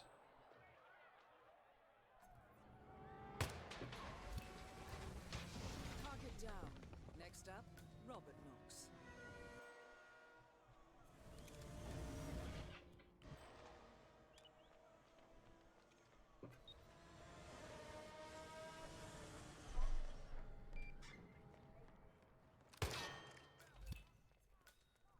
Both targets down. Just awesome. Just awesome. So I'm going to give it a lot of points for the speedruns evolving over time. Players were trying to go up the stairs instead of the window. Oh, nice. Yeah. Yeah. The one, I know what you're talking about, Pidgey, where they throw the explosive out the window. David did that on his channel, I believe. The evolutions of speedrun over time are really good. We're going to dock it. We'll give it an 8. We'll just give it it's going to get 8s all around. Because the fact that suit only has overtaken silent assassin is kind of, it makes the speedrunning stale. So, oh wait, yeah, yeah, 4. There we go. Thank you, Moo. All right. All right. So currently the map that's in first is Paris. And we got a second place tie between Sepians and Miami. Go figure. Probably for the roulette points. 8 out of 5, yeah. So taking over is always going to happen if progression goes far enough. Not necessarily. That's not true, because it just depends on the map design. And it's not like IO's fault or anything that Miami is possible in 14 seconds. I'm just saying that, like, when I go to speedrun.com, for instance, and I see Three-Headed Serpent, like, this is a killer run, right? This 114 by David Red Sox, but there's no chance you're getting faster than this with SA right now. It's not going to happen. So it's the same run twice. Same thing here. Same run twice. Same run twice. This becomes, and like for these and for this, like, it becomes stale for speed running. We're just, like, for this category, we're just looking at the speed runs. So that to me is stale. So no, this is a 4 out of 5. We're not, so for anybody who's just joining, we are ranking based on feel, based on the main mission, which includes target placement and mission stories and opportunities and the ability to trigger your targets and make them do what you want. Contracts, which is like target placement and the flow of the map, like how well you can go from one point to another. Roulette, which is like disguises, weapons on map, smuggles, that stuff like that, and then the speed runs, which we just covered. And the feel and the speed runs, I'm only counting out of 5 because I don't think these should weigh as much as these 2 or these 3. I think these 3 are more important to me than these other ones. The feel, definitely. Speed runs is, I mean, we could do speed runs like out of 7, but I'm not going to pick a middle point. But I don't think speed runs should, because speed runs inherently are not using the majority of the map, so I don't think they should weigh as much as something like roulette or contracts where you are using the majority of the map. For Hawke's Bay. Oh, yeah, this should be a 2, not a 4. I thought it was 4 out of 10. Yeah, I keep thinking it's out of 10. Thank you, Johnny. That's supposed to be a 2. All right, on to Santa Fortuna. Hopefully, Buff Guy doesn't get too offended because this probably isn't going to be up to his standards. I will say, Santa Fortuna I've grown to like it more and more the more I play it. It's still way down for me in roulette. I don't like it for roulette, but for speedrunning, I actually do like it a lot more than I used to. It has some good contracts, to be honest. Main mission is pretty cool too. It, like, for opportunities and mission stories and stuff, it's really not. Better not put Mendoza as low as buff or we got issues. You might be disappointed then, because it's gonna be pretty fucking low. There are maps that are below it, but it's gonna be pretty fucking low. I don't like Mendoza. Do not like Mendoza, sorry. Alright, SF, feel. I like the jungle feel. I think it's super cool. Cartel stuff is always like interesting to me. That's why I like Ghost Recon Wildlands more than Breakpoint, because it's cartel stuff. It's in Bolivia. What is this? Vehicle services. Oh, this is my new sticker for my plates. Yeah, agreed, barbecue. Cartel stuff is always such a cool feel. So for feel, I'm actually gonna give this a 4. Playing it for the first time was cool. It's definitely up there in a feel. Main mission, so we're looking at opportunities, target placement. We're gonna have to dock this a couple of points for Jorge being the worst target in the trilogy, if not the franchise. He's the worst. So it's gonna be a minimum of -3 for Jorge. Unfortunately, he is just the fucking worst. I mean, I could take these points out of speedrun, but in speedruns we're more willing to deal with RNG bullshit like that than somebody like in a casual player or just looking at opportunities in general. He's bullshit. I don't like that. I don't like him. There's decent opportunities for the targets, not as much as something like Sapienza or Miami or something like that, or Paris even. You've got a couple of mission stories that can move your targets around and stuff. It's really it's not the best, but it's not the worst either. I'd say I'll give it a 6 for main mission. Santa Fortuna had exit in the mansion without having to grab a key. It would be a 9 solely for that area. Yeah, the mansion area is cool, but like you said, you basically have to get, like, even for contracts, you have to whack Rico if you want to exit in the mansion. Even if Rico's not a target, you need to get the keys from him. So it's, but that brings us to contracts. I've played some really good contracts on Santa Fortuna. I feel like if you do an any on Santa Fortuna, you're gonna risk having it be, like, too easy, or it's gonna end up being a lot of running if you place them in different areas of the map. This is a map that, sort of like Marrakesh, does isolated areas contracts really well. So if you're going to do a contract in the town or a contract in the mansion or a contract in the coca fields, that it does them pretty well. Like, they're all pretty well done. But if you try to connect those in a contract, you end up running for a solid minute when you're trying to do a contract. The majority of the contract becomes running, and that's no fun for anyone. It's not, nobody likes to do that.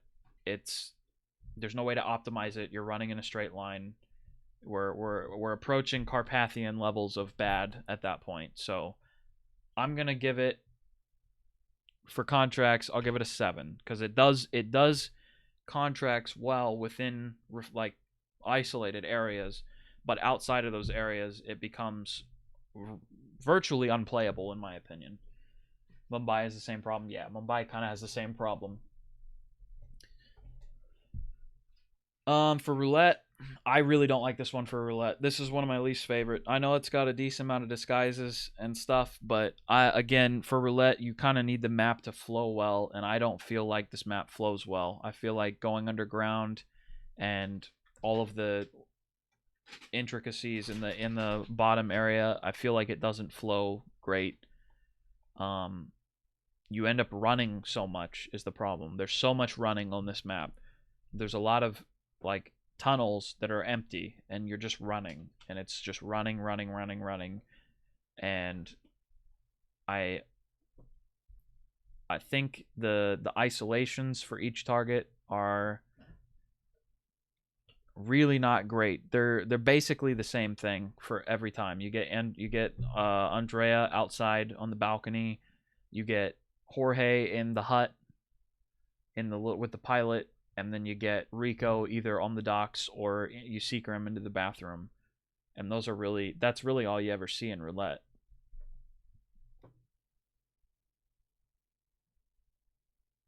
No, Mendy, you got to go back and watch, man. I talked all about that. I talked all about the history of it. I talked all about that. The only problem I had with this one is that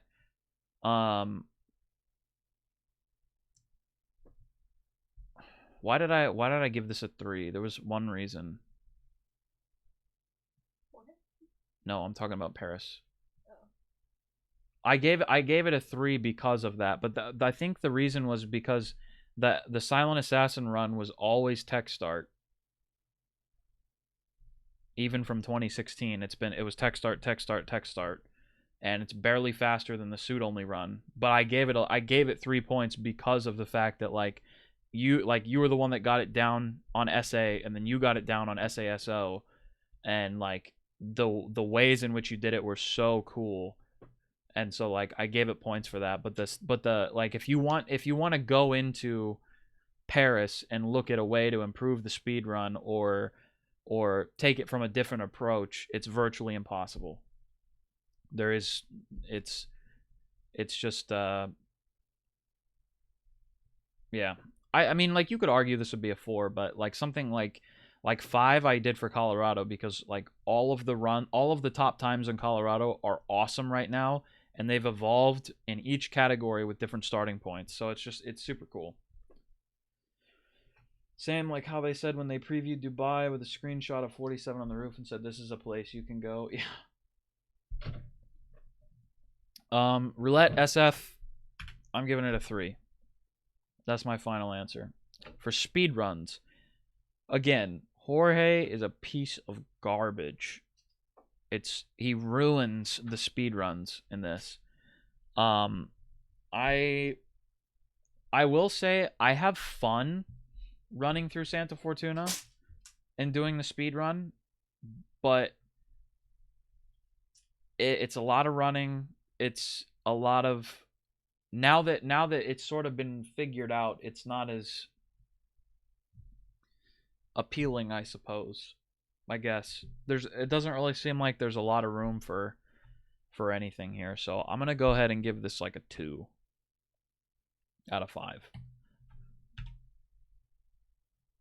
All right, on to Mumbai. Colorado started with hacker, Froat came with explosive, and so on and so on. Yeah, exactly. CJ had a masterpiece on Pro in 2016. Yep, I've seen that too. Yeah, Colorado, the reason that Colorado has a 5 is because of how each category has evolved in with different starting points, different strats, mostly different kills other than Maya, obviously. And all 3 of the top runs at the moment for Colorado, they're all fucking cool, including any %. They're all cool. Even when I beat the record on SF, I didn't really change much of the routing. Yeah, exactly. It, like, your run is fucking awesome. Like, it's super cool. But, like, it's, again, it's basically the same general idea of, like, target order and going through. It's just finding, like, you're just making it a straight line where it wasn't before, which, again, is, like, super impressive because you have to do a lot. A lot goes into finding that out. But as far as, like, innovation and, like, different approaches and stuff, it's kind of stale. Any percent is the coolest run for Colorado? That's arguable. I think the SA run is almost cooler. Hawks Bay should at least get a 1 for roulette being in. All right, yeah, we'll give it a 1 for being in there for bonus. Sure, I'll award you that 1 point. It's gonna be on the bottom, other than train probably. The any guys are local these days. True. I'm one of them now, Mendy. Well, I was. For a hot minute. I think main mission starting out speedrun wide on the same level of contract creativity. Yeah. Of course, yeah, speedrun. I mean, speedruns were like, I mean, it's just a contract. It's a main mission, but it's just a contract, which is, again, like why I said, like, week 2 or week 3 or whatever, when Red Sox came out with a 35-second Berlin, I was like, I wonder why he did Berlin so quickly. It's because that map is a fucking contract. Like, it feels like a contract. And he was the one, of course, he's one of the best contract players there is. And of course he nailed that one in 35 seconds. Not that to take away from it, because it's fucking amazing. But, like, that map plays like a contract. So it makes sense that David Red Sox was the one that broke that map and got the 35 seconds. From, I don't even know what the previous record was at that point. It was probably like over a minute.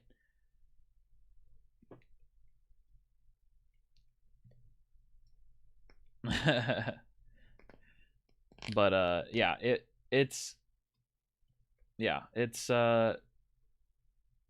when speedruns are starting out, when you get a new map or whatever, it's that's one of the reasons why I don't like Dubai so much, is because that map was literally figured out day one.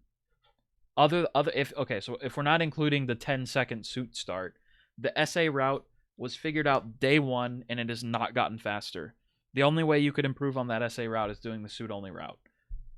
That's bullshit. The target placement is garbage on Dubai, and it's way too easy for speedruns.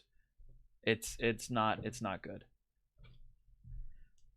Johnny's route is impressive. Or I can't even fucking call it a route. It's not a route. It's a semicircle. He basically goes forward and then backward. So, like, it's his run it's very impressive. I was like, holy shit. I don't know, like, whittling down from 17 seconds to 11 seconds is, like, massive. Like, that's massive. But still, target placement on that map is garbage. It's awful. But anyway, we'll go to Mumbai. Feel of Mumbai. I don't like it. Don't like the slums. The slums don't like me. I don't. Fucked your mom. You have some beef. Indeed. Wait for my Dawood run in Mumbai to work, then speedrun goes to 5 out of 5. I'll come back and edit it when we get that. If I can get my Charles strat to work. Anyway, I'm gonna do like a 2. It's not the worst, but I don't particularly like that feel. Charles is the future. Yeah, I agree. Main mission. You've got lots of, well, I don't want to say lots, but you've got a decent amount of triggers here to move your targets, to be honest. I think the main mission's actually pretty good. You got a lot. I mean, like, as far as the amount of effort that they put into the details of this map and the mission stories and the challenges and stuff like that, this map is it looks like they put all of their effort into this one. This one and Miami is like 80% of all of their effort, it feels like. The only problem I would say that this one has is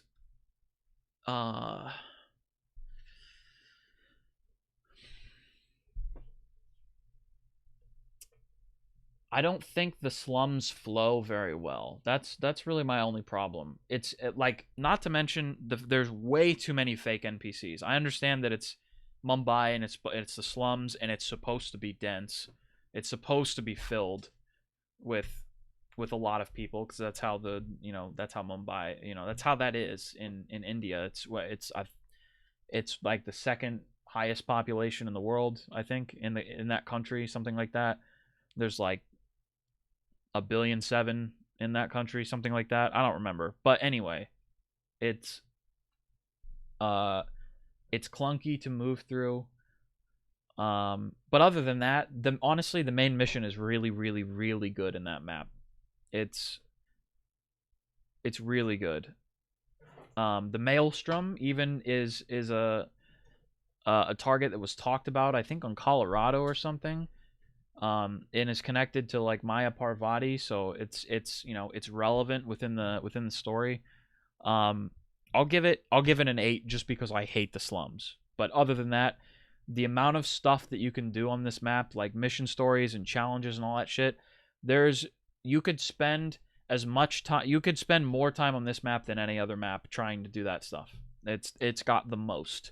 So we'll give it an 8 for main mission. It's up there.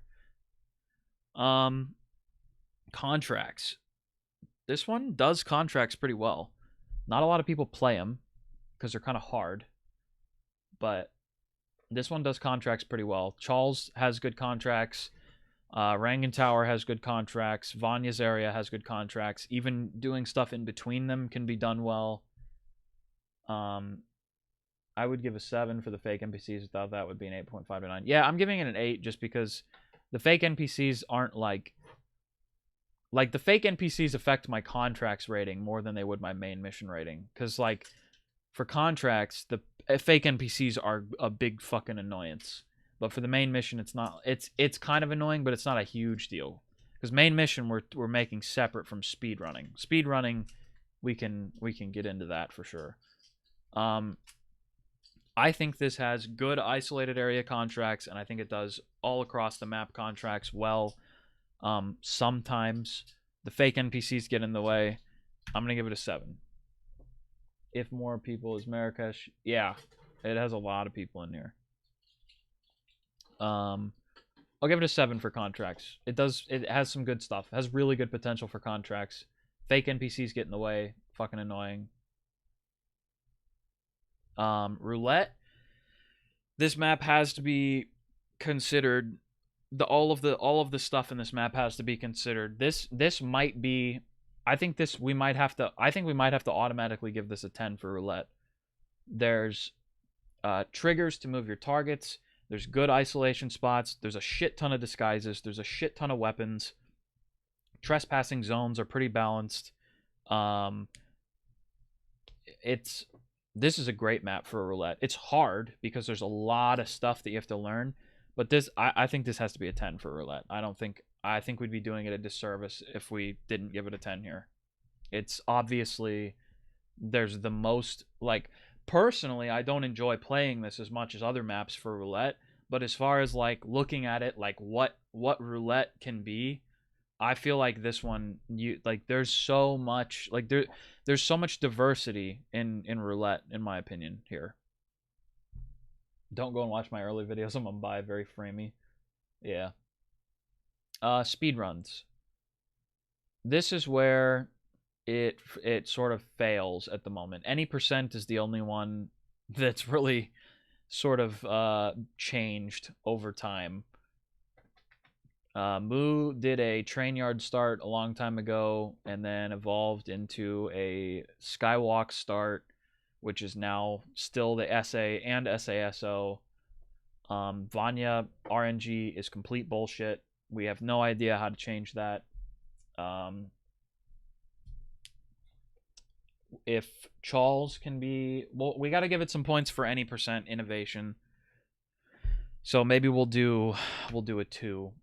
But if Charles can be done SA, or SASO rather, or if Mendy can get his bomb launch to work SA, then I will retroactively go back and upgrade this one. But for now, it's at a 2. I don't particularly like to speedrun this one. not great. Yeah, Vanya RNG is it's just dumb. It's just random. You stand there and you wait for her, and if you have to wait too long, you just have to restart. Slimy's Maelstrom start deserves a little bit of recognition. What do you mean his Maelstrom start? The one I used in my run? Oh, you mean the scooter? Scoot scoot. Yeah, of course. Yeah, of course. I think, like, again, Moo did a train yard start a while ago, like 148 or something like that, and then the scooter made all the difference there. If Dawood can be nailed from Charles and Vanya launched as well, then easy clap. Yep, exactly. You've got the sign for the Maelstrom, and if you have bomb launch under the chandelier for Vanya from the Charles area, and then you can get Rangan SA in that stairwell, which I think Moo said he has before. That's really the sub 1 route there. That's the only hope for Charles, which I think is possible, but that's a big project. That's a big project. You're figuring out the timings for 3 different kills. Didn't know the Maelstrom change spawns. Ah. Gotcha. Okay. This will be controversial for sure. Whittleton, feel, I'm giving this a 5. I fucking love this map. The feel of this map. I absolutely love it. I think the music is unique. It's very very quaint, but there's like also really serious stuff going on at the same time with Janus being there and like the whole Ark Society, and you're like trying to figure out where you're supposed to be going next because you found the former constant of the Ark Society, and the Secret Service is involved. But there's a house party going on, so you have like the juxtaposition of like a house party, which is like a happy-go-lucky, you know, like quaint thing, suburban thing, and then across the street you have like high security, like end of the world type stuff going on with the Ark Society. So like it's and then the music is so good. The music is like it's a perfect reflection of the map. It's like quaint, but you know that something's going on. It's very like inquisitive and very like yeah, it's so good. It's hard to explain, but like this is definitely a 5. If I could give it more than 5, I would, but what's this? Oh. Is this is not the size? I don't know where they are. It's in the drawer. Oh, okay. Well, anyway.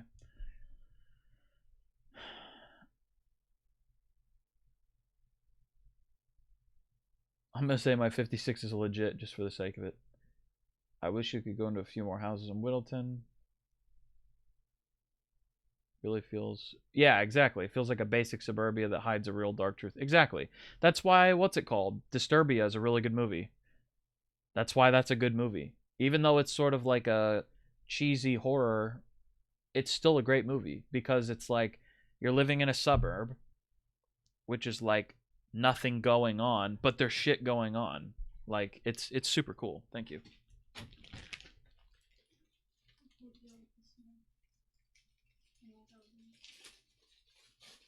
Okay.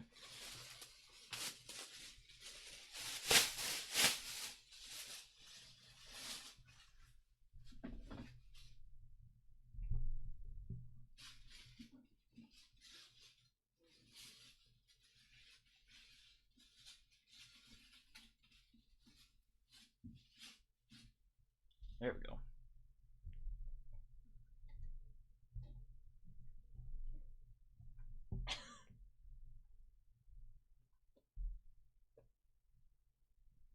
Speed run 0 out of 5 for the voice lines. Yeah. Yep. Agreed, Passe. The vibes on this map are the best. Whittle still would have worked amazingly in nighttime. Yeah, nighttime Whittleton would be awesome, dude. A trick or treat map? Yeah, that would have been sick. Imagine. Oh, that would have been cool. Imagine, dude. That would have been sick with like 2 different targets or something. Instead we got Bitter Pill. Great meme, IO. Awesome. Turned one of the best maps into one of the fucking worst missions in the game. Main mission. I love it. There's not a ton that you can do in terms of manipulating your targets. So we got a docket points for that. But as far as like the story goes, and as far as like the feel of the map, and like the main mission almost forces you to use almost the whole map because of the clues, which I know a lot of people hate the clues, but they're there. There's nothing we can do about it, and they do make you explore. I mean, imagine Whittleton speedruns without the clues. It would be 30 seconds.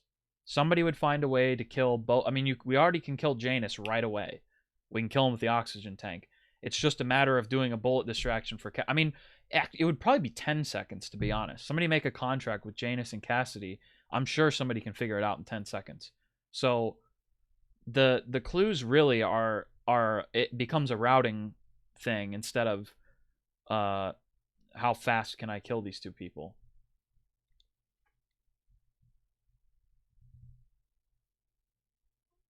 Main is high note, not a 10 for a flat, and besides Johnny who can soft lock down targets at will, it's a weak point too. I was really hoping that Bitterpill, the real estate agent, was dead inside of the furnace in Helen's basement. That would, yeah. That would be cool. That would be more lore that would be cool. Main mission, I'm gonna give this one, I'm gonna have to give it a 7. We got a docket points for we got a docket points for not a lot of triggers. And we got a docket points for I'm docking at points because the clues are categorized rather than like they have certain categories of clues. You have to get one from different categories. You can't just get 3 clues. You have to get 3 clues that are all in separate categories, which I don't like. I think that's dumb. Limits what is possible. Lockdowns are bad in Whittleton Creek. Yeah. But as far as the main mission goes, I was fully immersed on my first playthrough for this one. Fully. I was like, this is so fucking cool. Contracts. This map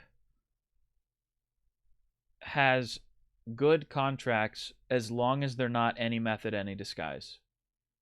If they're any method, any disguise, it ends up being sniping or pistol sniping almost every time. It's too open for any. It just is. It sucks, but unfortunately, that is the reality. In my opinion. My opinion only. I don't think you can get away with any. I made an any contract on this in Hitman 2 back when I wasn't very good. And it was called Cheating Husbands. There were 3 dudes at the front of the house party house. And they were all with their wives, and the idea was that you had to kill all 3 of them, and the wives had hired you to kill them because they were cheating on them, and I did it in like, I don't know, like a minute 10 or something, and I asked David Red Sox to play it, and he did it in 13 seconds. Just fucking sniped them all. It's literally, this map is not good for any method, any disguise. It needs to have certain restrictions put on it to make it so that you're actually having to do something rather than just shoot. Exactly. Feels Red Sox, man. What about the give a hoot, don't pollute? Yeah, that one was Fiberwire. That was a Fiberwire contract. That wasn't even... That was my contract. I don't know if you knew that or not. But contracts, I'm gonna give it a 6. It's oh, you did come up with a name. That's right. Yeah, good name. I remember that now. Yeah, I remember that.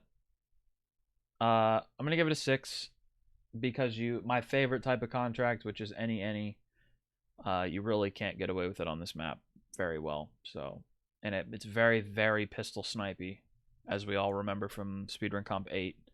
So I'm gonna give it a 6. Roulette. Roulette it's pretty good on this map. This is probably my best map in Roulette, actually. This in China. Roulette is sort of the same type of thing. You want to get to Janus when he's in the living room, or even upstairs if you can, and then you want to get Cassidy in the garage. It's kind of stale. It's basically going to be, how can I fit all of the clues and the disguises and kill methods within the standard route? So, it requires a bit of skill to get to that point, I would say. I'm going to give it a 5. It's there's not a whole lot of opportunities for disguises. There's only a couple of weapons on the map, and mostly they're in, like, somebody's attic, or they're way on the side of the map and you have to unearth it or something like that. It's not a strong point in roulette. Whittleton's feel, though, is so good. Like, this is, if I could give this more points, I would give this like an 8 or a 9. This is one of the best maps, like, aesthetically and general feel. It's awesome.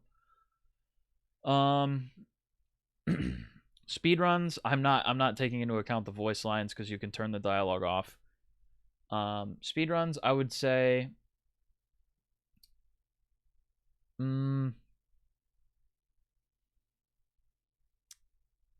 it's okay. There's been some evolution in the SASO speedruns, mostly by Moo. But it's basically, there's one suit start, so that doesn't help speedruns. The only SA viable start is probably Fumigator. I don't think there's another one. Seems like the maps just get worse and worse if it's good on Trilogy. Not necessarily. Whittleton's one of my favorites because aesthetically it's one of my favorites. For speedruns, I'm going to give this a 3. You have basically 2 viable starting points. You have 1 set of viable clues, but there has been some evolution over time. Actually, you know what? I'm going to give it a 2. It's 2. Please consider my 56. I will. There's been some evolution, but there's only really 2 viable starting points. You're running into the same problems you are in Paris, where there's basically 2 viable starting points if you wanna speedrun the map. And Mendy's 56 is still possible. Yeah. The only problem is that you're running into it becomes stale. You're doing the same thing from 2 different starting points. It's just, yeah. I would love to rate Whittleton a lot higher than this, but we're trying to do this as objectively as possible. So it's at a 25. All right. Isle of Scale. Feel. This one's really cool, honestly. I think the feel of Scale is really cool. This is like the original ending to Hitman 2, if you don't include the DLC. This is like all of the conspiracy and like all of the like, you found out about Providence in Colorado and you've been pursuing it ever since, and this is where all of the dudes get together and meet. This is like the Bilderberg meeting of the fucking Hitman world, right? This is like all of the rich people that you thought were coming together to screw over everyone else. This is where they all meet. Like, it actually happens. You're there, and you're now tasked with taking out the 2 new heads of the Ark Society. I think the feel of this one's awesome, and it's at night, which is cool. Isle of Scale has the most NPCs. Yeah, the music's great. Agreed. Very unique. I'm gonna give this one a 5 for feel, not 65. 5. I think feel. This one is up there. Main mission. You have some things that you can do to move the targets around. Most of the mission stories involve you can isolate your targets. The main missions do force you to occupy a lot of the map, up into including the very top of the map. I don't think the mission stories are bad. I think the mission stories are fairly good. They allow you to occupy parts of the map. They allow you to use certain disguises. The problem with them is that there's no taking, like, so for instance in Sapienza, there's a mission story where you can poison Silvio's food, right? You can put the shit in the spaghetti or whatever, and you can poison his food. But if you don't want to do the mission story, you can just shoot the dinner bell or go ring it or whatever, and he will do the same thing, and you can go and do whatever the fuck you want. He's still going to come over. Scale, it doesn't do this. You cannot do the opportunities in Scale where you want to move your targets. You cannot do them without entering the disguise that triggers that. There is no like suit only moving your targets all around in Scale. It doesn't work like that. There's no dinner bell to shoot in this map. It's the mission stories are like disguise requirement, disguise heavy. They don't allow for a whole lot of target manipulation without doing some things prior. So the mission stories are fine on their own, but as far as using them to like manipulate targets, they're not. It's almost non-existent. The only one I can think of that's good is Chapel, the torch shot. That's about it. Doing roulette and getting Jebediah block makes me want to cry. Johnny has a really good peekaboo for that. You should look into that. Mission stories, I'd say 1 out of 10, but roulette is 10 out of 10. Sophia one where the constant confronts her is sick and push her off the top. Knight's armor roulette. Yeah. So for main mission, I'm gonna give it a 6. Nah, I'll give it a 5. Because the mission stories on their own are fine, but they don't provide any use outside of just completion. They don't allow you. There's no like the only thing you can do is shoot the torch. That's the only thing that like works in suit to manipulate your targets like that. There's nothing else. There's no dinner bell. There's no anything like that you can manipulate here to make your targets do what you want them to do. Contracts. This map is great. Has great contracts. Has a lot of verticality. Trespassing zones feel pretty balanced. Chef is really cool in contracts because he's actually allowed in the building.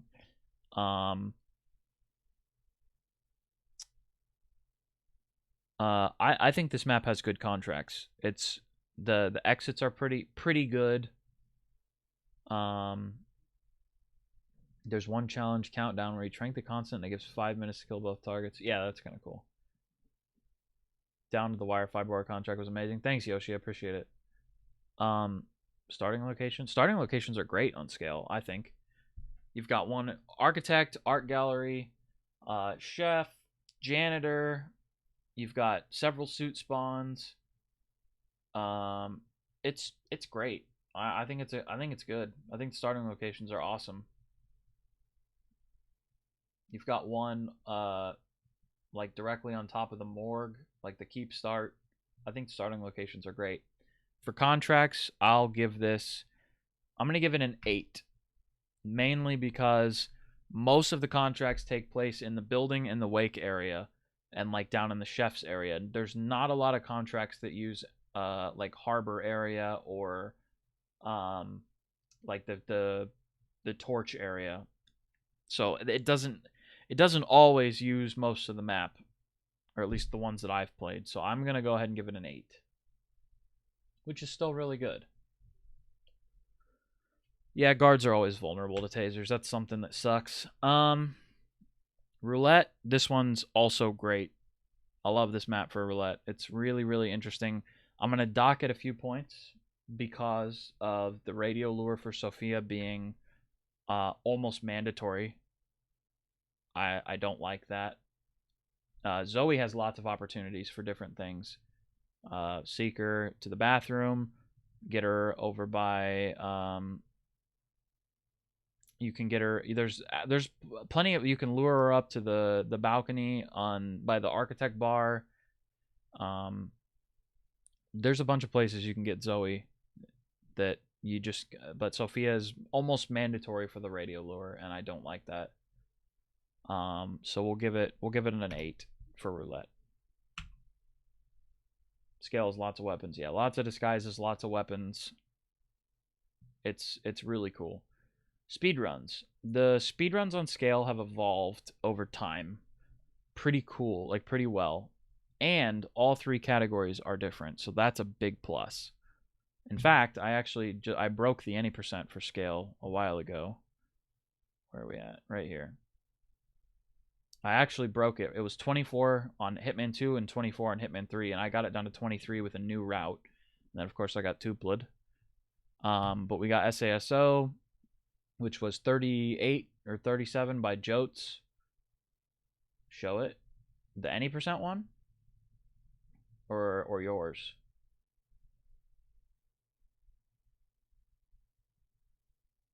Oh, the any one? Yeah.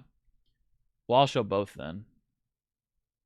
I'll show what the old one was, and then I'll show mine.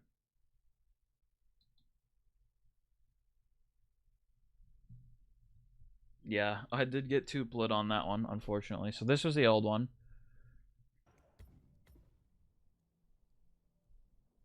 I need more coffee.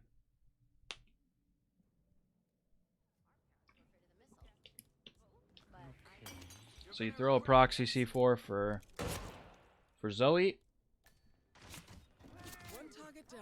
And just Nice shoot work, 47. Sophia. Next up, Zoe Washington. Then you boost Both targets on these down. stairs and Impressive run work, around. 47. And now to confront the constant. This map's disguises do look really Mr. cool. Gray, what's your status? And then exit ladder. I'm at the helicopter, but the place is And this is a late 24, by the way. This is a late 24. Check this out. I'm at the helicopter, but the place is crawling. That's a late 24. It's like a 24.95 or something. And then I broke it with this. Yeah, we can watch Johnny's run too.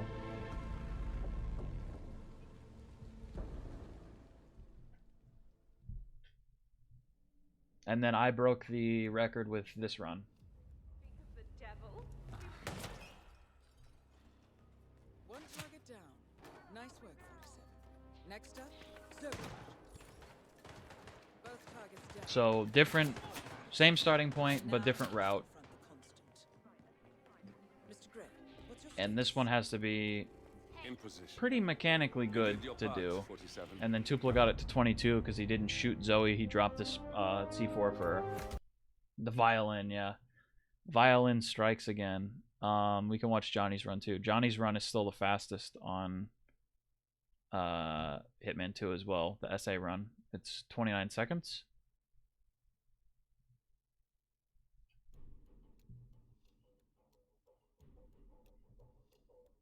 I didn't care to make it into SA. I was just breaking some any percent world records.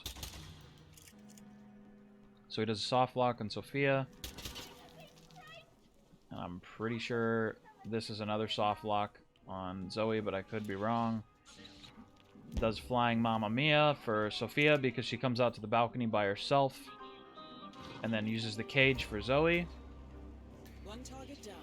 Nice And work. then runs to the exit. Next up, Sophia Washington.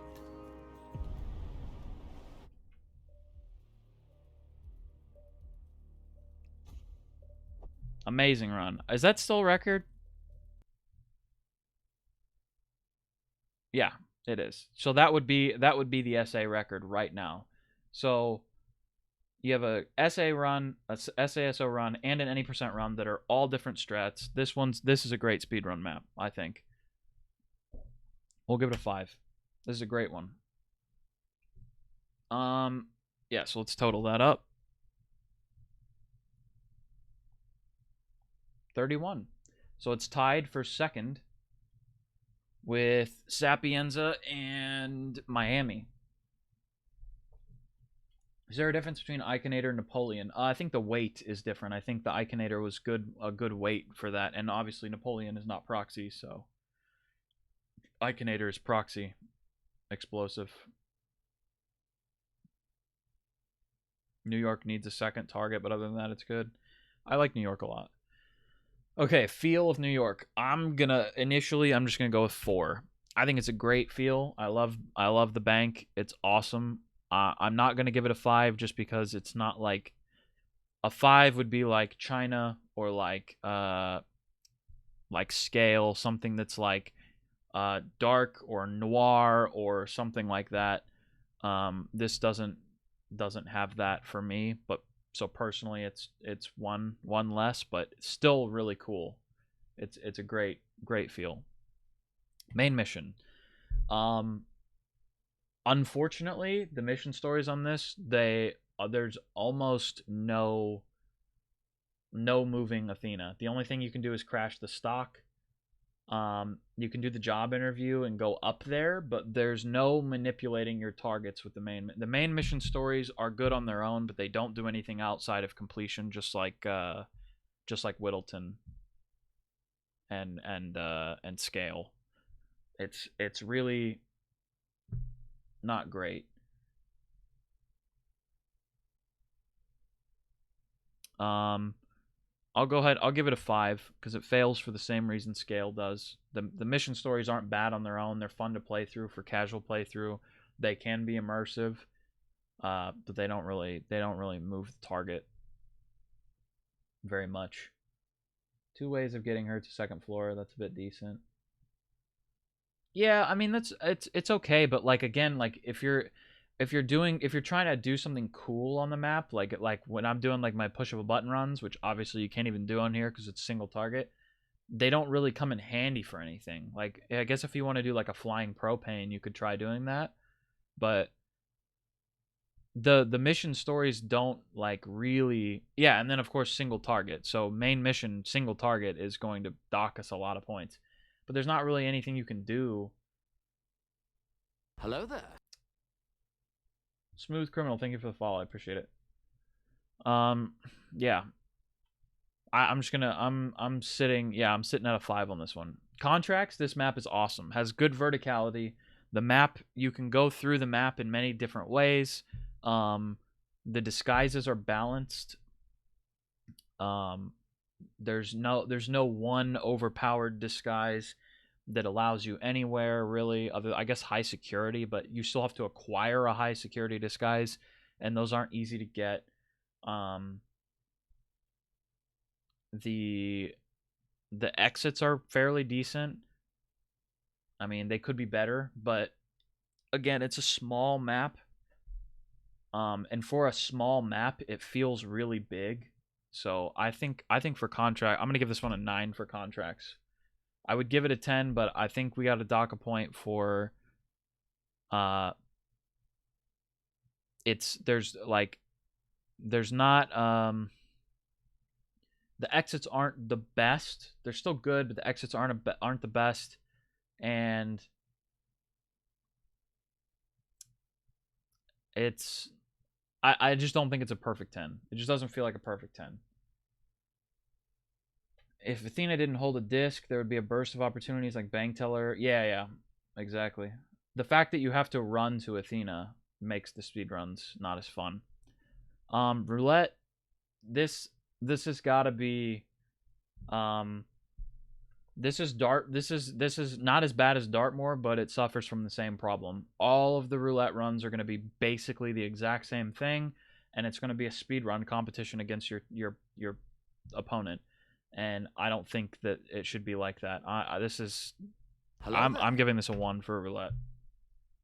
I'll give it a 2. I'll give it a 2 because there's 2 viable routes, not just one. Tranquilus roulette is cool. Yeah, it is. Fun fact: if you kill Athena very airborne, the token spawns at 47 feet. Oh, interesting. That's kind of cool. All right. Speedruns. So we've got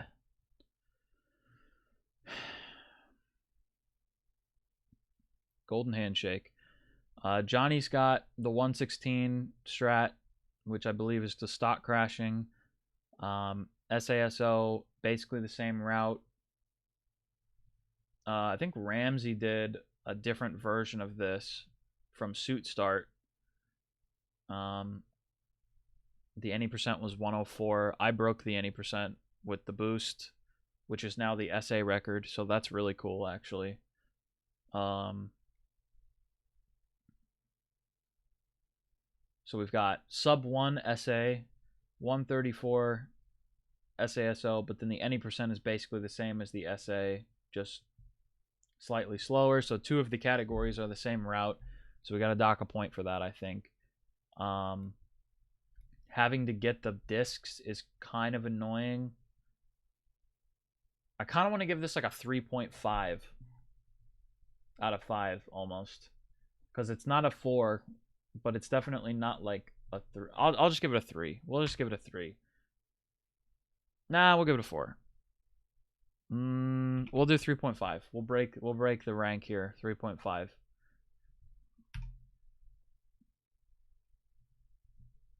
That's fine. This one is not a 3, but it's also not a 4. Saw 103 from stock. Yeah. Maybe you can also get it with pistol shot out of the chair, but nice find. Yeah.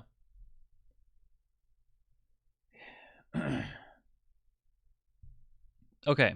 Haven. Okay, this is going to be controversial, and I'm unwilling to change my opinion on this because I've made up my mind about this map. I hate the beach. I don't like beach aesthetic. I don't like island aesthetic. I don't like swimsuit type of aesthetic. I don't like that. This is a 1 for me. Didn't like it on the first playthrough. Still don't like it. This isn't prejudice. This is my opinion. This is not prejudice. You're not using that word correctly. Main mission. There is a decent amount of triggers you can use in the main mission. You can do like the server lure. There's a couple of things you can do to get Tyson isolated. 1 or 2 things. There's a couple of things you can do to get Ludmilla and Steven isolated. So as far as mission stories and triggers go, it's not that bad. The target placement is okay. I think target placement's pretty fine, to be honest. With what you've got on the map, the target placement's not bad. It's relevant to the story. You're deleting, you're trying to get into the server or whatever. Kill the people who are responsible for, what is it, like transferring all of the contacts, the contact information from the Ark Society over to the Constant or something like that, I think. I don't remember.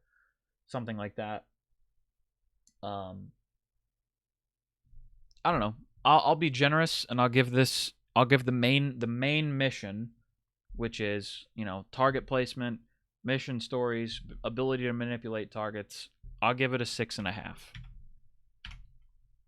That's what I'm not going to give it a 7. I think 7 is too much. It is not on par with Whittleton Creek or Colorado by any stretch of the imagination. I'll give it actually, I'm just going to give it a 6. 6 is fine. 6 is enough. Contracts, I'm the dog shit. 1. The map does not, most of the map is unused. Don't care what anybody has to say. The majority of the map is open beach area that you're just basically running. It's running freely. You can be in your suit anywhere on the map until you get to the villa. So the trespassing is kind of unbalanced in my opinion. There are very, very overpowered disguises on the map. There's barely any enforcers, and if there are, they're very easy to get past. It doesn't do isolated contracts well at all. There's no beach contracts or gym contracts or villa contracts. Maybe villa contracts would do okay, but again, the map's broken, so they don't do okay. It doesn't do contracts well that are across the entire map because the map doesn't flow well. There's only 1 or 2 ways through the entire map. There's barely any verticality on this map at all. So you have no ceiling shots, no lures down or up. The exits are pretty much trash. There's a pier exit, there's a plane exit, and that's pretty much all I can think of anybody using.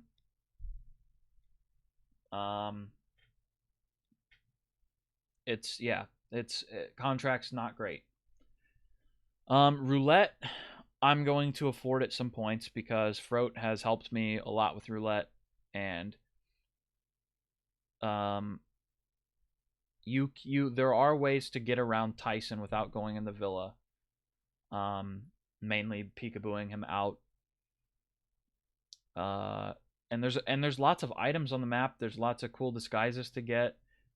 I mean, there's a fiber wire on the map. Like, there's a lot of stuff on this map that really makes it actually pretty good for roulette. The target placement is, like I said, not bad. You've got Steven timing that you gotta like juggle when you're playing roulette. We're definitely, yeah. Well, Yoshi, I'm definitely docking points for emetics because you basically have to bring a seeker on this map for roulette. So we're definitely docking points for that. So we'll dock 2 points for basically not being able to enter the villa for roulette, really. I mean, you can, but you're risking losing. And I'm docking another 2 points for forcing emetics on this map for not only disguises, but for the targets. I hate that shit. It's stupid. And it's like the only viable way to get these fuckers. So that's a no from me. So we'll give it a 6. Which is not bad for roulette. That's not bad. Seeker locks targets behind doors and walls, which is basically the same as killing in the open. Yeah, because the walls don't exist. Speed runs, I don't give a fuck. Johnny's run was really cool. Julian's run, which is a faster version of Johnny's run, is sick as well. But it's the only run that matters on that map. It's faster than any SA run ever will be. It's fast. It's the any percent is just going to be that, but disregarding Silent Assassin. This one gets for the cool factor of the pier start. We'll give it 1 point, so it's gonna get a 2 because we'll start at 1. Hey Twig, what's up, man? We're ranking maps. So Haven gets that 16. All right, on to Dubai. The feel of Dubai, first time through was kind of cool. Not bad. You know, you're like in a skydiving suit, and you're about to enter, you know, the tallest building in the world to meet 2 of the Providence, the Providence members, the what do you call them, the partners. You've got two of the members of the partners in the building. The music was really cool until they patched it out for some stupid reason. So now you like when you walk up the stairs in Dubai from suit start, you don't get the cool music anymore. They literally took it out. Fucking stupid. I have no idea why. That music was really cool. Yeah, and Alexa leaves. It's overall feel, as far as the environment and the vibe is, I'm gonna put it at a 3. It's not great and it's not bad. Main mission, this is gonna be really low, like really low. Yes, you can manipulate your targets on this one with a couple of different things, with a couple of different mission stories, but the Hitman 3 main missions have like 3 mission stories per mission, so most of these are gonna get very low scores. Target placement is absolutely garbage, complete garbage. They're free kills basically. The mission stories are irrelevant outside of completion for challenge points, in my opinion. I'm gonna give this one a 2. Contracts. This map actually has pretty good contracts, I think. The map flows decently well. It has okay isolated contracts. It has better contracts that use the majority of the map. So I'll give this a 7. Say.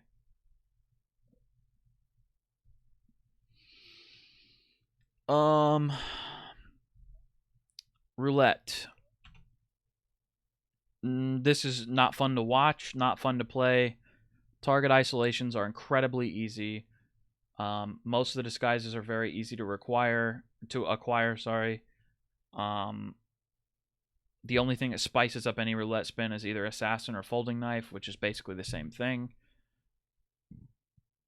I'm gonna give it a 2. I don't like playing or watching roulette. Are you considering what they were built for? No, I'm not at all. I'm not at all considering what the developers intended, because to me that's irrelevant, because it only matters what people are using them for. It seems because if you want to say that Hawke's Bay is an intro training mission, then it shouldn't be one of the 6 main missions. You know what I mean? It's taking up a main mission slot. We had 6 main missions before. You have 6 main missions in Hitman 2, and it's taking up a slot. So even then, it's... Can we get an escalation category? No, I'm just doing I'm not adding that now. We've been live for 2 hours and 40 minutes, and we're on Dubai. So, no, I'm not adding in another category, sorry.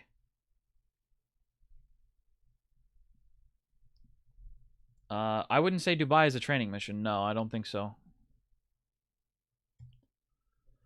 Speedruns is figured out on the first day, the fastest SA route, and shortly after, the fastest SASO route.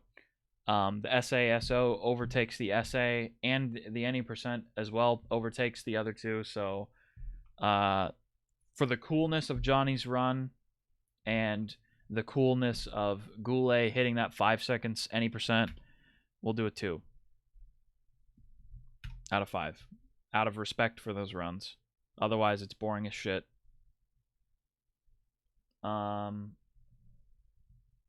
Yeah, I've been going for a while. We've been going for 2 hours and 40 minutes. I'm doing like a full-on, like, spreadsheet ranking, though. And we're going to end up putting them all in this little thing.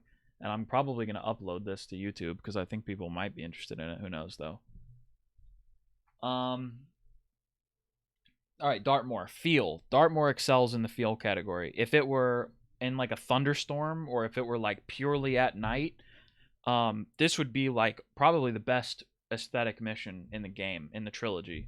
I love mystery. I love like the Clue, like the game and the movie. I love Knives Out. I love all of that shit. Playing through this mission the first time was like 100% immersion. I was totally hooked. It was so cool. This one gets, even though it's not at nighttime, and it's not like thunderstorming, which would be like the full noir detective vibe. Even though it's not that, I'm still gonna give it a 5. It's fucking awesome. Yeah, exactly. We'll get to that, Yoshi. Don't worry. Main mission again, only like 3 or 4 mission stories. Not a lot, like almost nothing you can do to trigger your target here, other than switching your starting points from fast forward to non-fast forward. Target placement, not great. She spawns 10 seconds away from a falling object in one, and she spawns 30 seconds away from a falling object in a different starting point. Target placement's not great on this one. Very, very little to manipulate targets, and very little that you need to do to manipulate the target. There's not a lot you can do to move her around, so you're really stuck with using the map to kill her rather than using the mission stories and the triggers, which you would do in like Sapienza. So if we look at the story, it's kind of cool. You're finishing off the last partner. You're getting the case file and the constant, so you're progressing the story in kind of a cool way. Sucks that it's only one target. We'll give it a 4. We'll give it a 4. It's one target mission, gets docked. Points for that. No mission stories that are relevant to manipulating your target, docked. Actually, you know what? We gotta move the main mission up 2 points because it's a detective mission. You actually get to solve a crime. So we'll do 6. We'll do 6 because I forget. You get to solve a crime. So I think it deserves some points for that, for sure. I definitely think it deserves some points for that because it is a main mission where you can spend a lot of time doing everything and figuring it out. It's just that the mission stories that you're doing are not relevant outside of the mission stories. They are not relevant to any other type of run that you would want to do. Have you played The Garden Show? Thoughts on that? I did. I played it casually, and I enjoyed it. It was fun. Yeah, this Dartmoor is a perfect example of a map that on first playthrough is fucking amazing, but afterward it is almost entirely stale, and there's like not a lot of replayability, other than contracts, in my opinion, which I think we'll get to here. Contracts, I think it's pretty good for contracts. It's not very dense, which allows for some kind of cool isolations of different targets. There's some pretty good starting points. The trespassing is okay. I don't like that the security guard is trespassing on the first floor of the mansion. That doesn't make sense to me. Like, he's only allowed in the staff area. I don't like that. Gardener's not allowed in the house, which is fine. Mansion staff seems really OP for trespassing zones. Like, you're pretty much allowed everywhere. So I don't like that. I think the trespassing zones are kind of fucked, so we got to dock a point or two for that. There's not a ton of opportunities on the map for kills other than falling objects. Starting points and smuggle points are good. So I would say for contracts, I'll say a 6. But we got to dock some points for some other stuff. Roulette, this is a 1. This is a 1. It's this shit is so boring to watch. It's a speedrun competition for roulette. Loading times have literally won matches before. It's bullshit. I don't even think it should be in roulette, personally. I think this map should be taken out of roulette entirely. I don't like this being in here. Yeah, the flying hatchet from Buzzy Bug was cool. That's it. Yeah, this map is shit. I don't like it for roulette. And it's one target, so that doesn't help. Speedruns. The speedruns have evolved over time. Mendy got an absolutely insane 41-second speedrun on like day, let's see, what day was it? January 5th. So this was 5 days into the game. Mendy got this run. This was fucking amazing. I think Dartmoor would be a good roulette spin if it was a spin for the coin. You mean like coin versus case file? So Mendy's using a duck launch here to it launches the duck upstairs and drops the falling object on her, and he's getting the coins as well.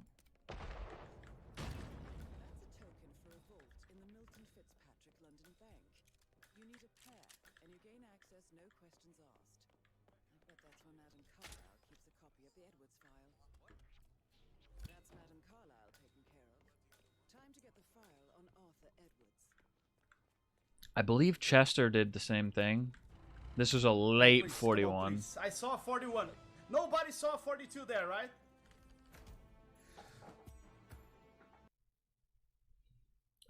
Let's go back to...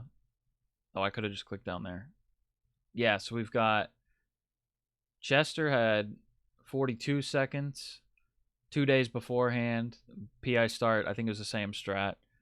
And then we've got... what was the next order? Cooney did 40 seconds. Was it the same strat? I think it was the same strat. Maybe with a Becca lure. Let's see. Or maybe it was the same, just the exact same strat. Yeah, it was just the exact same strat. And then Moo did a 37-second strat because he found you can shoot through, there's a little opening in the wall where you can shoot and hit a chandelier. How are things coming along inside? Is everything ready for tomorrow? Oh shit. Tupla can only tie. I don't think 36 is possible here though, right? Because of the chandelier, because you're capped by the chandelier. Like, you can't shoot the chandelier faster, right?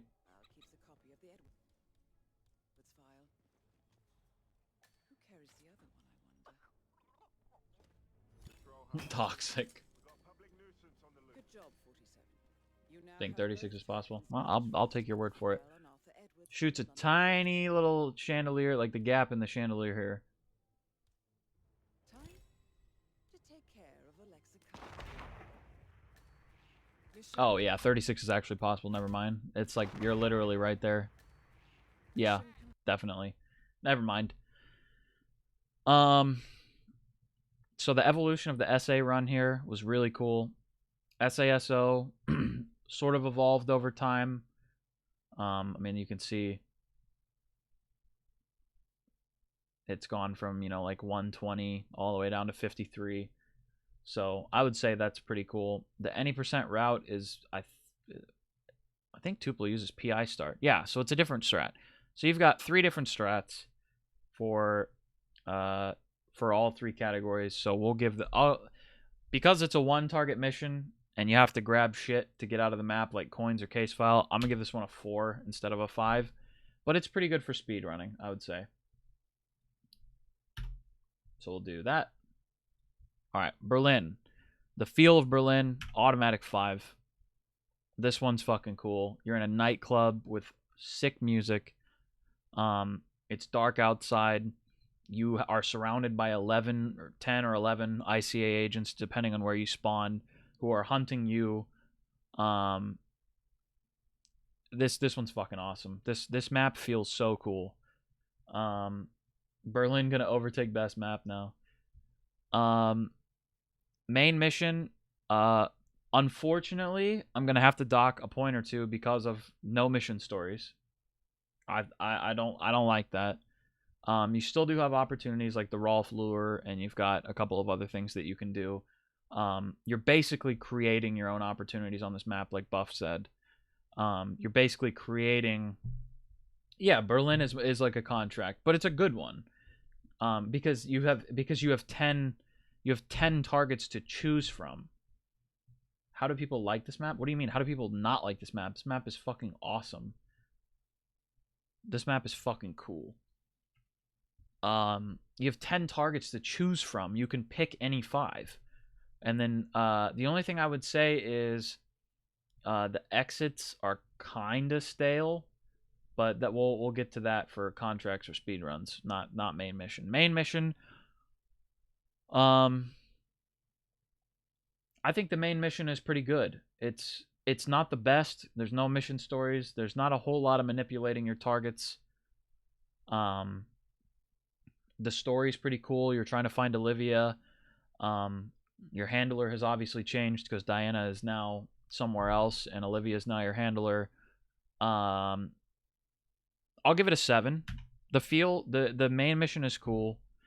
You're basically, you know, you're hunting the ICA while they're hunting you. First time playthrough was awesome. I got to dock at some points for no mission stories and not a lot of manipulating of your targets. But main mission's still cool. Definitely holds up, I would say. It'd be cool if we could reverse boost down to the exit behind the DJ booth. Oh, yeah. This was my favorite casual main mission, because first play I don't do stories. Oh, yeah, for sure. Dartmoor needs points docked for Diana's ear wrecker. Oh my god, you're probably right, dude. That shit was so annoying. Okay, contracts. This map shines so well in contracts. This map is amazing. The map flows well. The trespassing is balanced. There's not the only thing I would say that is OP as a disguise is biker for sure. So we gotta maybe take a point or half a point for that. But still, this one is, and the exits. Yeah, exits are not great on this map. You really have 2 viable exits, which is the exit in the basement by the DJ booth or the bike. That's really it. Nobody's using any other exits. Unless you have a contract that specifically ends at the main area, the main gate. So we'll give it an 8 for contracts. Fucking amazing contract map. Exits and biker being pretty broken are sort of a problem. Not really that much of a problem, but the map flows incredibly well. Exits aren't great, and biker's a little overpowered, but that's about it.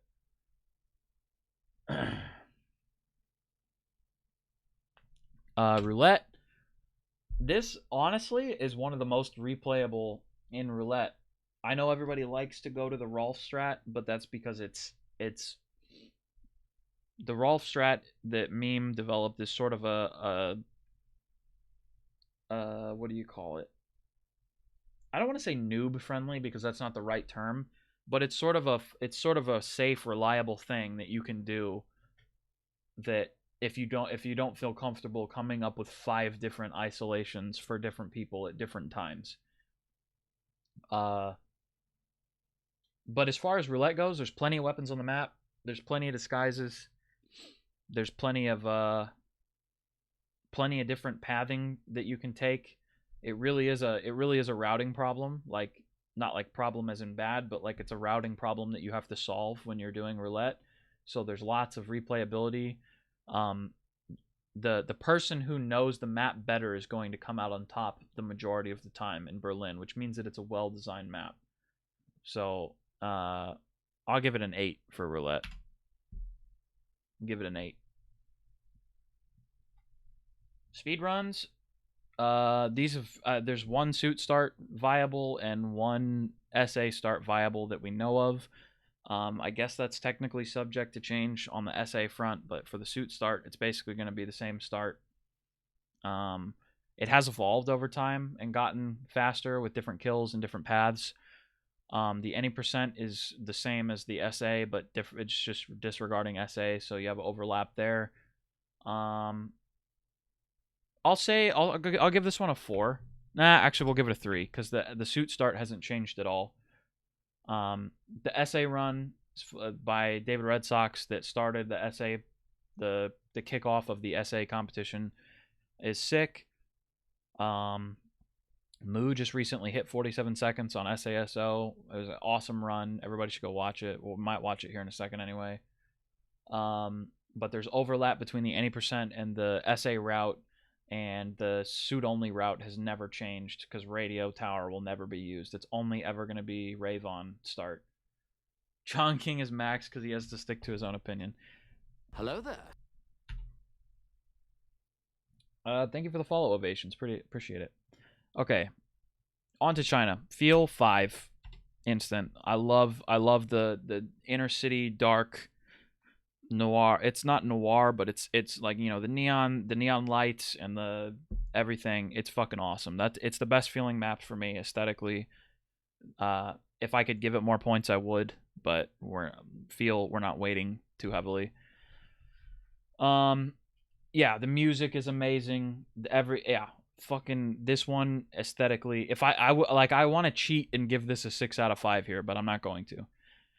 Main mission I think is actually awesome. The targets are, it's a 2 fortress one, which is like what Marrakesh is trying to do. You have a target in a fortress on either side of the map, except this one does it way better because there's different ways to get into each fortress, and you can like the trespassing is balanced, and there's things that you can do to bring the targets out of the fortress. The mission stories are relevant outside of the, even though there's only like 3, the mission stories are relevant outside of the just playing for completion. You can use those to bring the targets where you want them to be, like the drones for Imogen, or the satellite and the pods for Hush. I do wish there was some sort of lure for either Imogen or Hush to the kitchen. I think that would be cool. Like maybe having Imogen come talk to the board member. That would be kind of nice. But other than that, the main mission's sick. You're there to basically break ties with the ICA. That's super cool. It's a turning point for 47 and for the series. You start at the train station the first time, and you have to eliminate the data core. It has an incredibly unique first playthrough compared to the other maps, like having to do the data core and having to start at the train station and having this like awesome like introduction to this city. It's, yeah, main mission I'm gonna give it 9. I'm not gonna give it a 10. The thing I will say is it needs more triggers, but other than that, this one does it perfectly. Contracts, this map's fucking amazing. It's on par with Bangkok in my opinion. It does isolated area contracts, amazing. It does full map contracts, amazing. There's a billion different ways through the map. The disguises are not. There's no one disguise that's overpowered. The exits are great.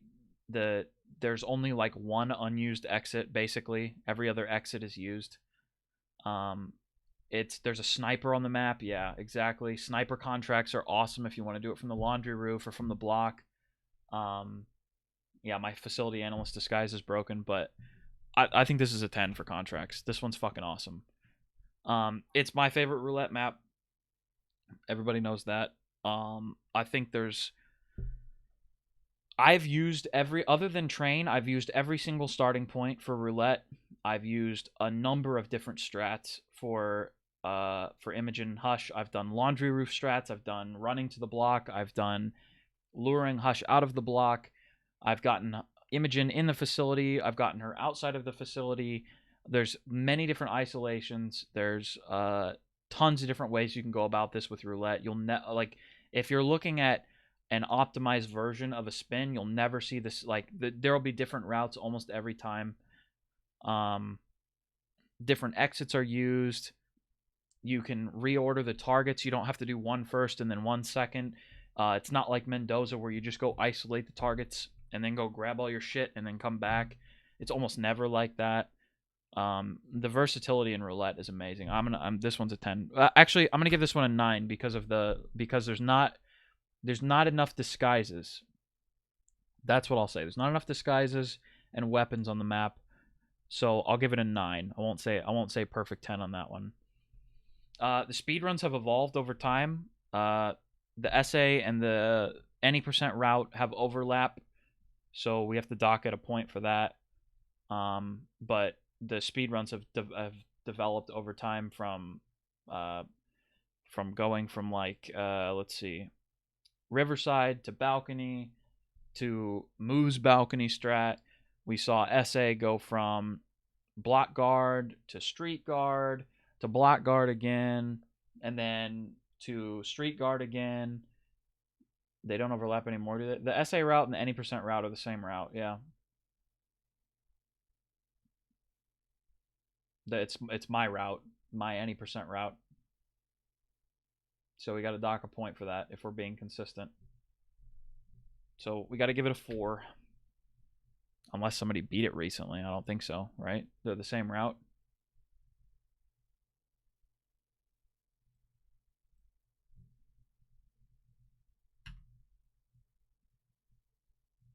Yeah, so we got 37. So it's currently in first.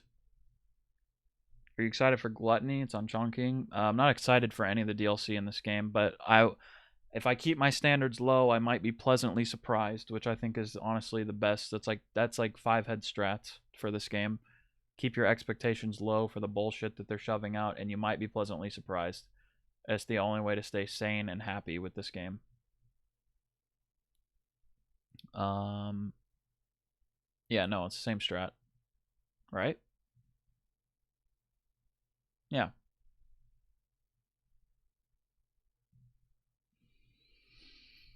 Sad but true. Yep. All right, Mendoza. This is going to be controversial, and I don't give a fuck. I don't like the setting at all.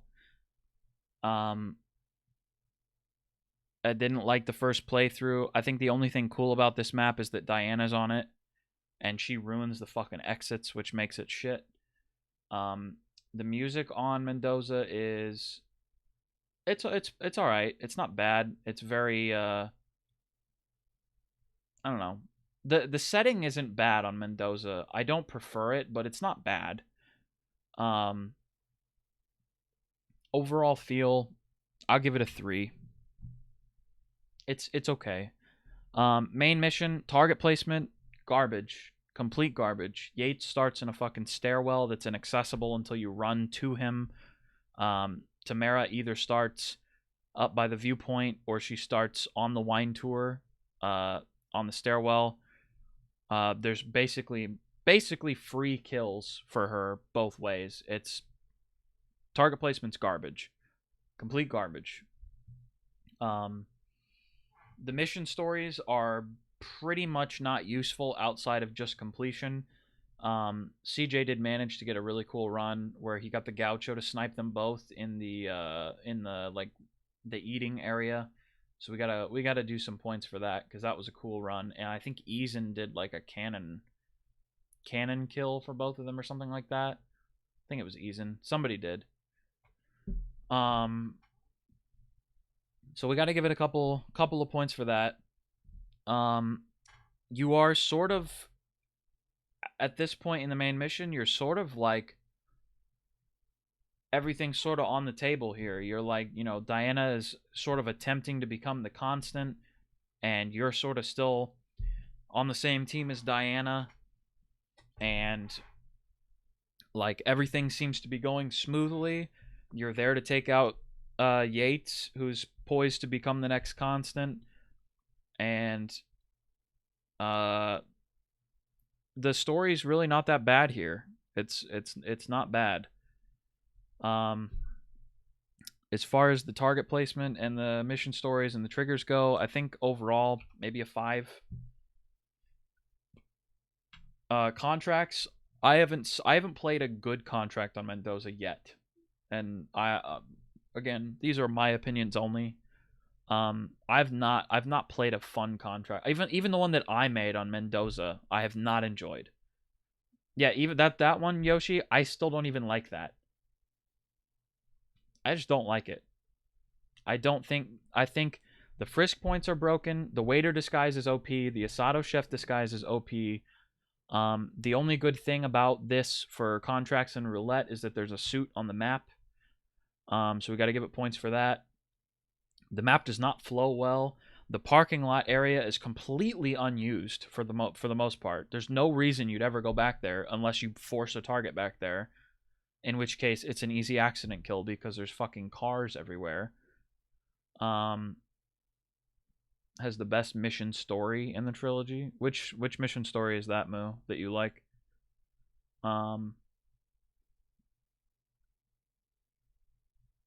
Feel the lack of an exit near the main gate removes a lot of opportunity. Absolutely it does. The exits are garbage. I'm gonna give this a 2 for contracts. Worst smuggle points, exactly. The double one that ends with you and Yates. The double one. Closing statement. I don't know what that is. All my homies hate Diana exfiltrate success. Indeed we do. Tamara proxy kill. I probably have done it, but it was very forgettable to me.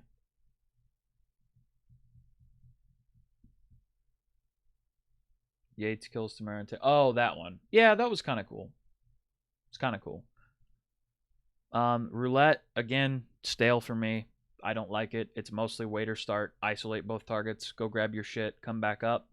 You basically have to bring a seeker for disguises. There's like not a lot of legitimate ways to get winemaker, head of security, Corvo. There's not a lot of ways to get these dudes without seeker or tranks. You have to bring darts for them. China roulette, you do not need darts ever if you don't want them. You don't need them ever. Never. You do not need darts on China for roulette. There's always a way to get disguises without darts. Always. You never need it. And Mendoza is like almost as bad as Haven with needing darts, in my opinion. I don't like that. I don't like having to occupy a loadout slot. Because loadout is a huge part of roulette. Loadout is, it's not half of roulette, but it is a big part of roulette is loadout. Is like, what am I going to bring to this that is going to benefit me in like completing this as a contract, basically. And the fact that I have to occupy a slot just because I've selected that map is just, it's fucking, I don't like that. So I'm going to give this, just because In for Fun and Pidgeotto and I think Chrome have proven, and Meme Junkie have proven, that there is more than one way to do some things. When you're talking about the highest level of roulette, there's more than one way to do it. I'll give this a 3. I'll give it a 3 because they've proven that there's more than one way to do certain things. It's not as stale as I've made it out to be, but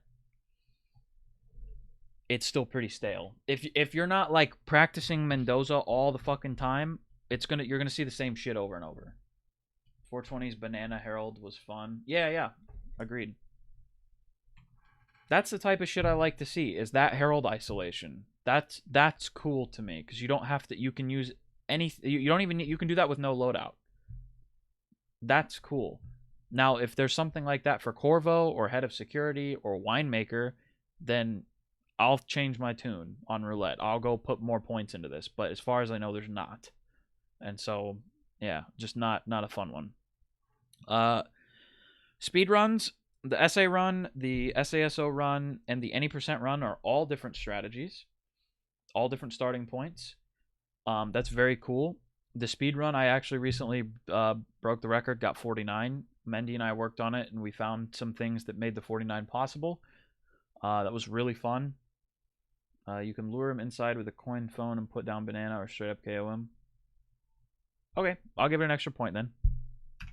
It's not if there's things you can do for Winemaker and or Corvo that don't involve darts, I'll give it an extra point. Speedruns are actually fun on this map, in my opinion. It's almost purely a mechanical grind. It's not... You're not talking about innovation or thinking outside the box or... Because the target placement is fucking garbage on this map. So we have to take off points for that because the speedrun is purely a mechanical grind. But in that sense, it is sort of a traditional speedrun. If that makes sense. Like this is a once you've whittled it down to a Sato start for any percent, Waiter start for SA, and Shrine start for SASO, you're talking about a purely mechanical grind at that point. It is a traditional speedrun in that sense. It's not a good Hitman speedrun, in my opinion, but it is a good traditional speedrun.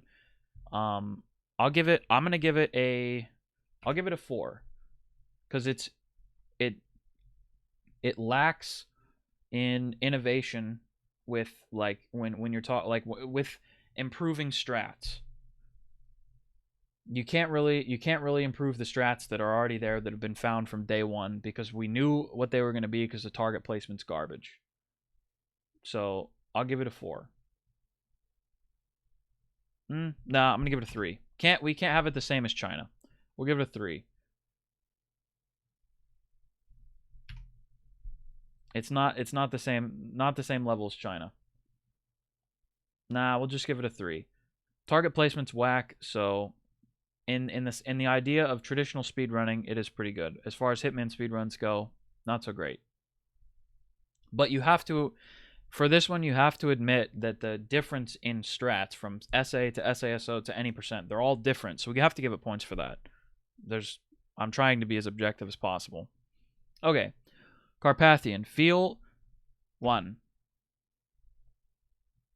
I'm giving it a 1 because it's snowing and I like snow. Other than that, fucking trash. Does not feel cool at all. Feels lame. Feels fucking stupid. Main mission, I'll give it a 2 because you're killing the constant, I guess. So for story, we'll give it a 2. But this is, again, there's no mission stories. You don't even get to bring fucking items. No. We'll give it a 2 for the story, and that's it. Contracts, 0. Roulette, 0. And I'm not even affording the bonus rivals for this. Fuck that. Bonus rivals is cool. Don't get me wrong. I like bonus rivals, but this map does not deserve any points for that. Speedruns. I'm going to afford it some points for traditional speed. It's a traditional speedrun map. It's not a Hitman map, but in the event of traditional speedrunning, like if you're talking about like somebody speedrunning Mario, right? There's a lot of competition in speedrunning Mario, but it's mostly everybody doing the exact same thing, but one person doing it better. Or if you're looking at like Zelda or something like that, it's everybody doing the same thing, but one person doing it better, mechanically better, faster, whatever, tiny little optimizations here and there, that kind of thing. Opening doors quicker, You know, switching weapons quicker, shooting quicker, that kind of stuff. So for that, I'll award it a 2. Personally, I want to give it a 0 because it's fucking garbage. It's literally a line. It's a line. It's actually, for as far as Hitman goes, it's garbage. Give 1 point for Fusk. No. It's a line. It's not good for roulette. There is no approaching this. Roulette is about approaching things differently and improvising and completing it with Silent Assassin first. Yes, but Teapot, you have to understand that most speedrunners do not play Hitman, and traditional speedrunning is doing the same thing every time. That's what speedrunning is in every other game. Hitman is like the only game where that is not the same. It's not the same thing every time. Hitman is the only one where you are constantly innovating and changing up strats to get a better time. Other games don't do this.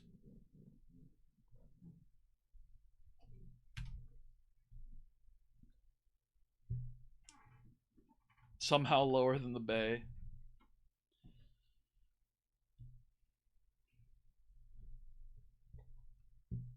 All right, Freeform feel. Honestly, the first time I played Freeform, the feel isn't that bad. It succeeds as a training mission, I think. Freeform playing casually and aesthetically is not bad. I think it serves its purpose. I'll give it a 3. It's not overly great feeling, but it's not a bad feeling either. As a main mission, you actually have a decent amount of opportunities for Calvin Ritter, which is, for a single target mission on that small of a map, there's a surprising amount of things you can do to kill your target. You can drop a boat on him, you can poison a drink, you can get him in the back and you can pose as his friend, or you can get him to talk to his friend and kill him while he's talking to his friend. There's a surprising amount for that small of a map. It's surprising how much you can do. It's really not good outside of completion. The mission stories, they don't really do much for you outside of completing for challenges. I'll say, I don't know. I'll say a 6. We got to give it points for doing it well, even though it's a single target, small map. Has more thought put in than Hawke's Bay? Absolutely. I don't even think that's debatable. I think objectively that mission has more thought put into it than Hawke's Bay. Contracts, can you even? I don't even think you can do contracts on there. So unfortunately, 0. Roulette. We'll say for roulette. I'll give it a 4. There's several different disguises. There's different stuff on the map that you can kill them with, despite having no customizable loadout. You could do accident, you could do explosive, you could do pistol, you could do loud pistol. There's several different disguises. You could poison. I guess you can't poison him, but you can drown him. Yeah, it's interesting. It's not great, but it's interesting. I'll give it a 4. Actually, you know what? I'll give it a 5. It does roulette better than some other maps, despite being small and not good. Speedrun, I fucking hate speedrunning this map. I'm gonna give it a 2. I want to go full Rommel on this one and give it a 0, but I gotta be fair. You know, there's some pretty cool strats out there, but the overlap isn't. All 3 categories are the same. It's any percent SA and SASO are all this. I mean, obviously you can't pick any starting points, but they all basically do different versions of the same thing. And I don't like any of the category extensions on this. They're all lame as well. They're all lockdown strats. So yeah, I'll give it a 2 out of respect for people who have grinded to hit that stupid any percent shot. I'll give it a 2. All right, final test. The feel for final test for me, personally, I liked it a lot. I thought it was super cool. You're going back to replay a mission that Soders actually had to do. it's, you know, a chess guy, and it's set in Cuba during like the missile crisis, I think, like during the Cold War. Um, the SA strat is nice on freeform. Yeah. Final Test maybe be like, okay, I think I can do this. Yeah, Final Test. I think Final Test is underrated, honestly. Feel wise, I'm gonna give this a 4. I think it's super cool. I think this map would be benefited by adding a basement with a kitchen with another disguise, a cook disguise, and maybe having some other disguise other than airplane mechanic or kitchen staff. Maybe some sort of, I don't know. I can't think of anything off the top of my head, but it does tutorial map pretty well. And hold on, I need to be able to see the category. There we go. Final Test 4. Got an actor to play Jasper Knight and die as Jasper Knight, right?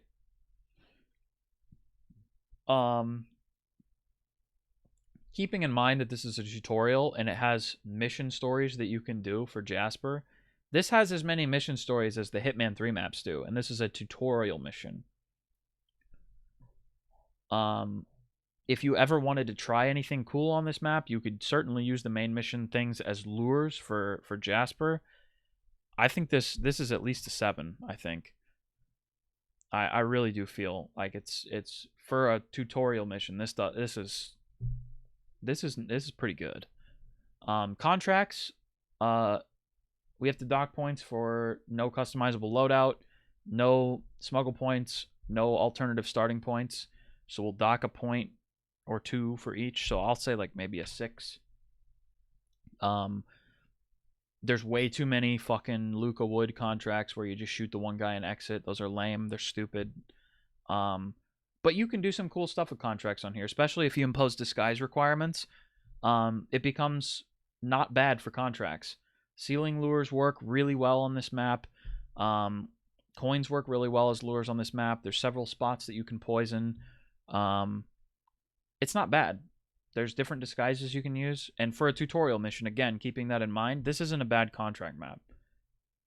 So these rankings must be individual and not compared to one another. These I mean, of course I'm comparing them in a sense, but we're sort of just rating each category. So I'm not rating one against another. I'm just rating it based on criteria that I've come up with and how I feel about it, if that makes sense.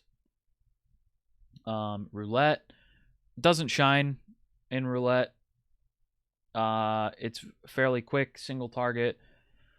Most disguises are fairly easy to acquire. I don't even think there's any weapons on the map that you can pick up other than guards, guns. For a tutorial mission, I don't know. We'll give it a 4. It's not horrible, but it doesn't really shine in roulette. Speedruns. There was a little bit of versatility in speedruns, especially back in 2016. The SA route that Goulet did and the SASO route that Hatch did were both pretty cool. Fiberwire is kind of interesting, I guess, but it's mainly the same sort of thing. But keeping in mind that this is a tutorial mission, I'll give it a 3. I think that's about as high as I would want to go for this one. All right. So we got 24. All right. So now, yep, we are 3 hours and 21 minutes in, and we have 47 viewers, so it's perfect. All right, so now we can actually put our maps into the map ranking. So China is the highest with 37, I believe. Is there a way we can... Let's copy these.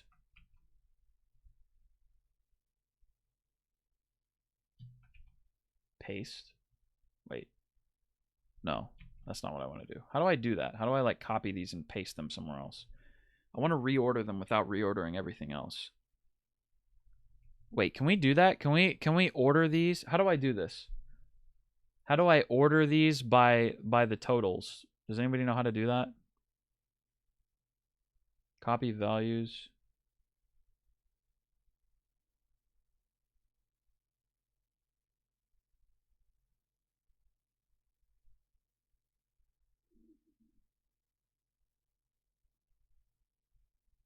Select everything or just the totals? Select everything. Okay. Select everything. Sort range. Where's that at? Format or data? Sort range. And we're going to go to column G. Like that.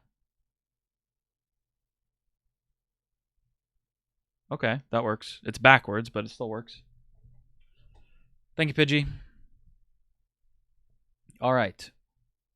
37. China coming in at number 1 with 37. So we have China and S tier.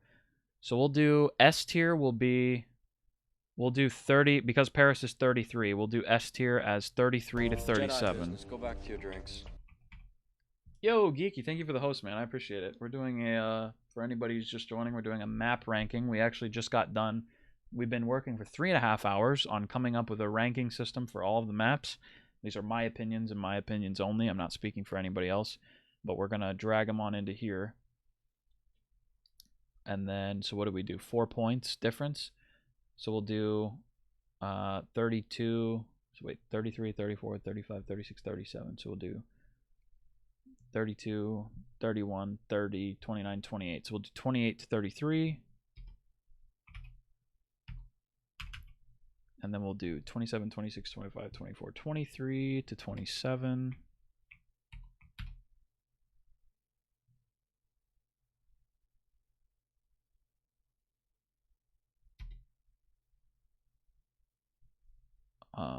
What is it? 18 to 22? Wait, 28 to 32. This should be 18 to 22.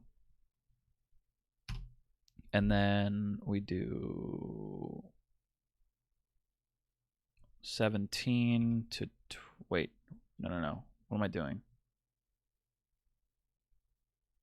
17, 16, 15, 14, 13. 13 to 17.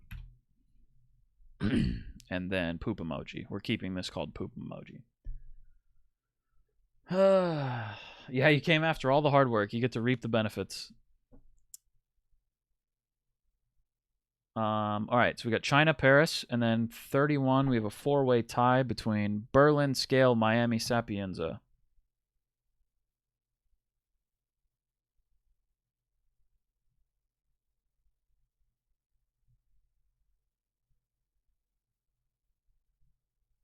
All right.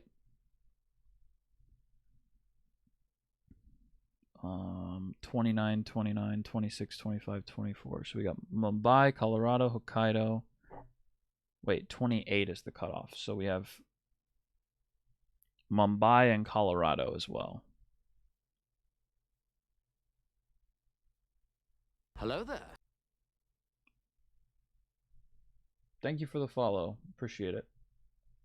The names are kind of hard to read on this one. Yeah, I can understand that. Okay, so now we go into the 26. So Hokkaido, what do we have here? 23 to 27. So Bangkok, New York, final test, Whittleton, Hokkaido.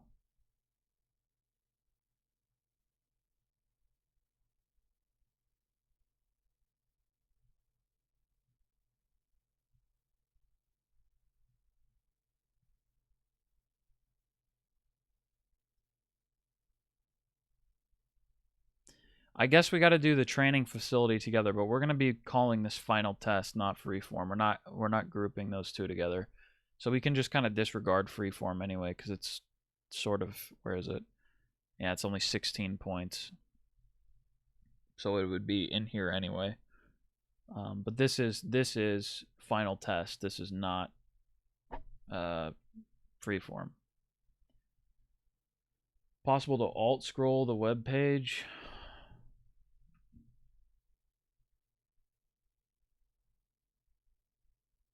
Is that better?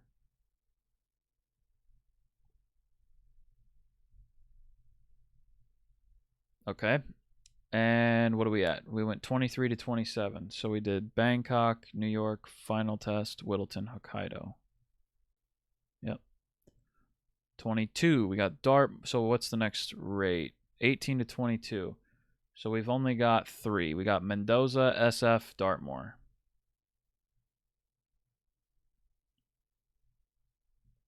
Then we got 13 to 17. Wait. Oh, Mendoza's down here. We've only got 2 here, SF and Dartmoor. Yeah, because this is 17. So we've got everything but Hawke's Bay and Carpathian in this one.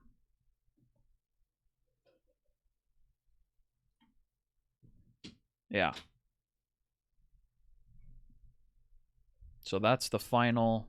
These are not in, like, these, the ones that are tied, we could make, you know, we could sort of sort them out or whatever, but I don't know that I'm interested in doing that. But yeah, this is my tier list.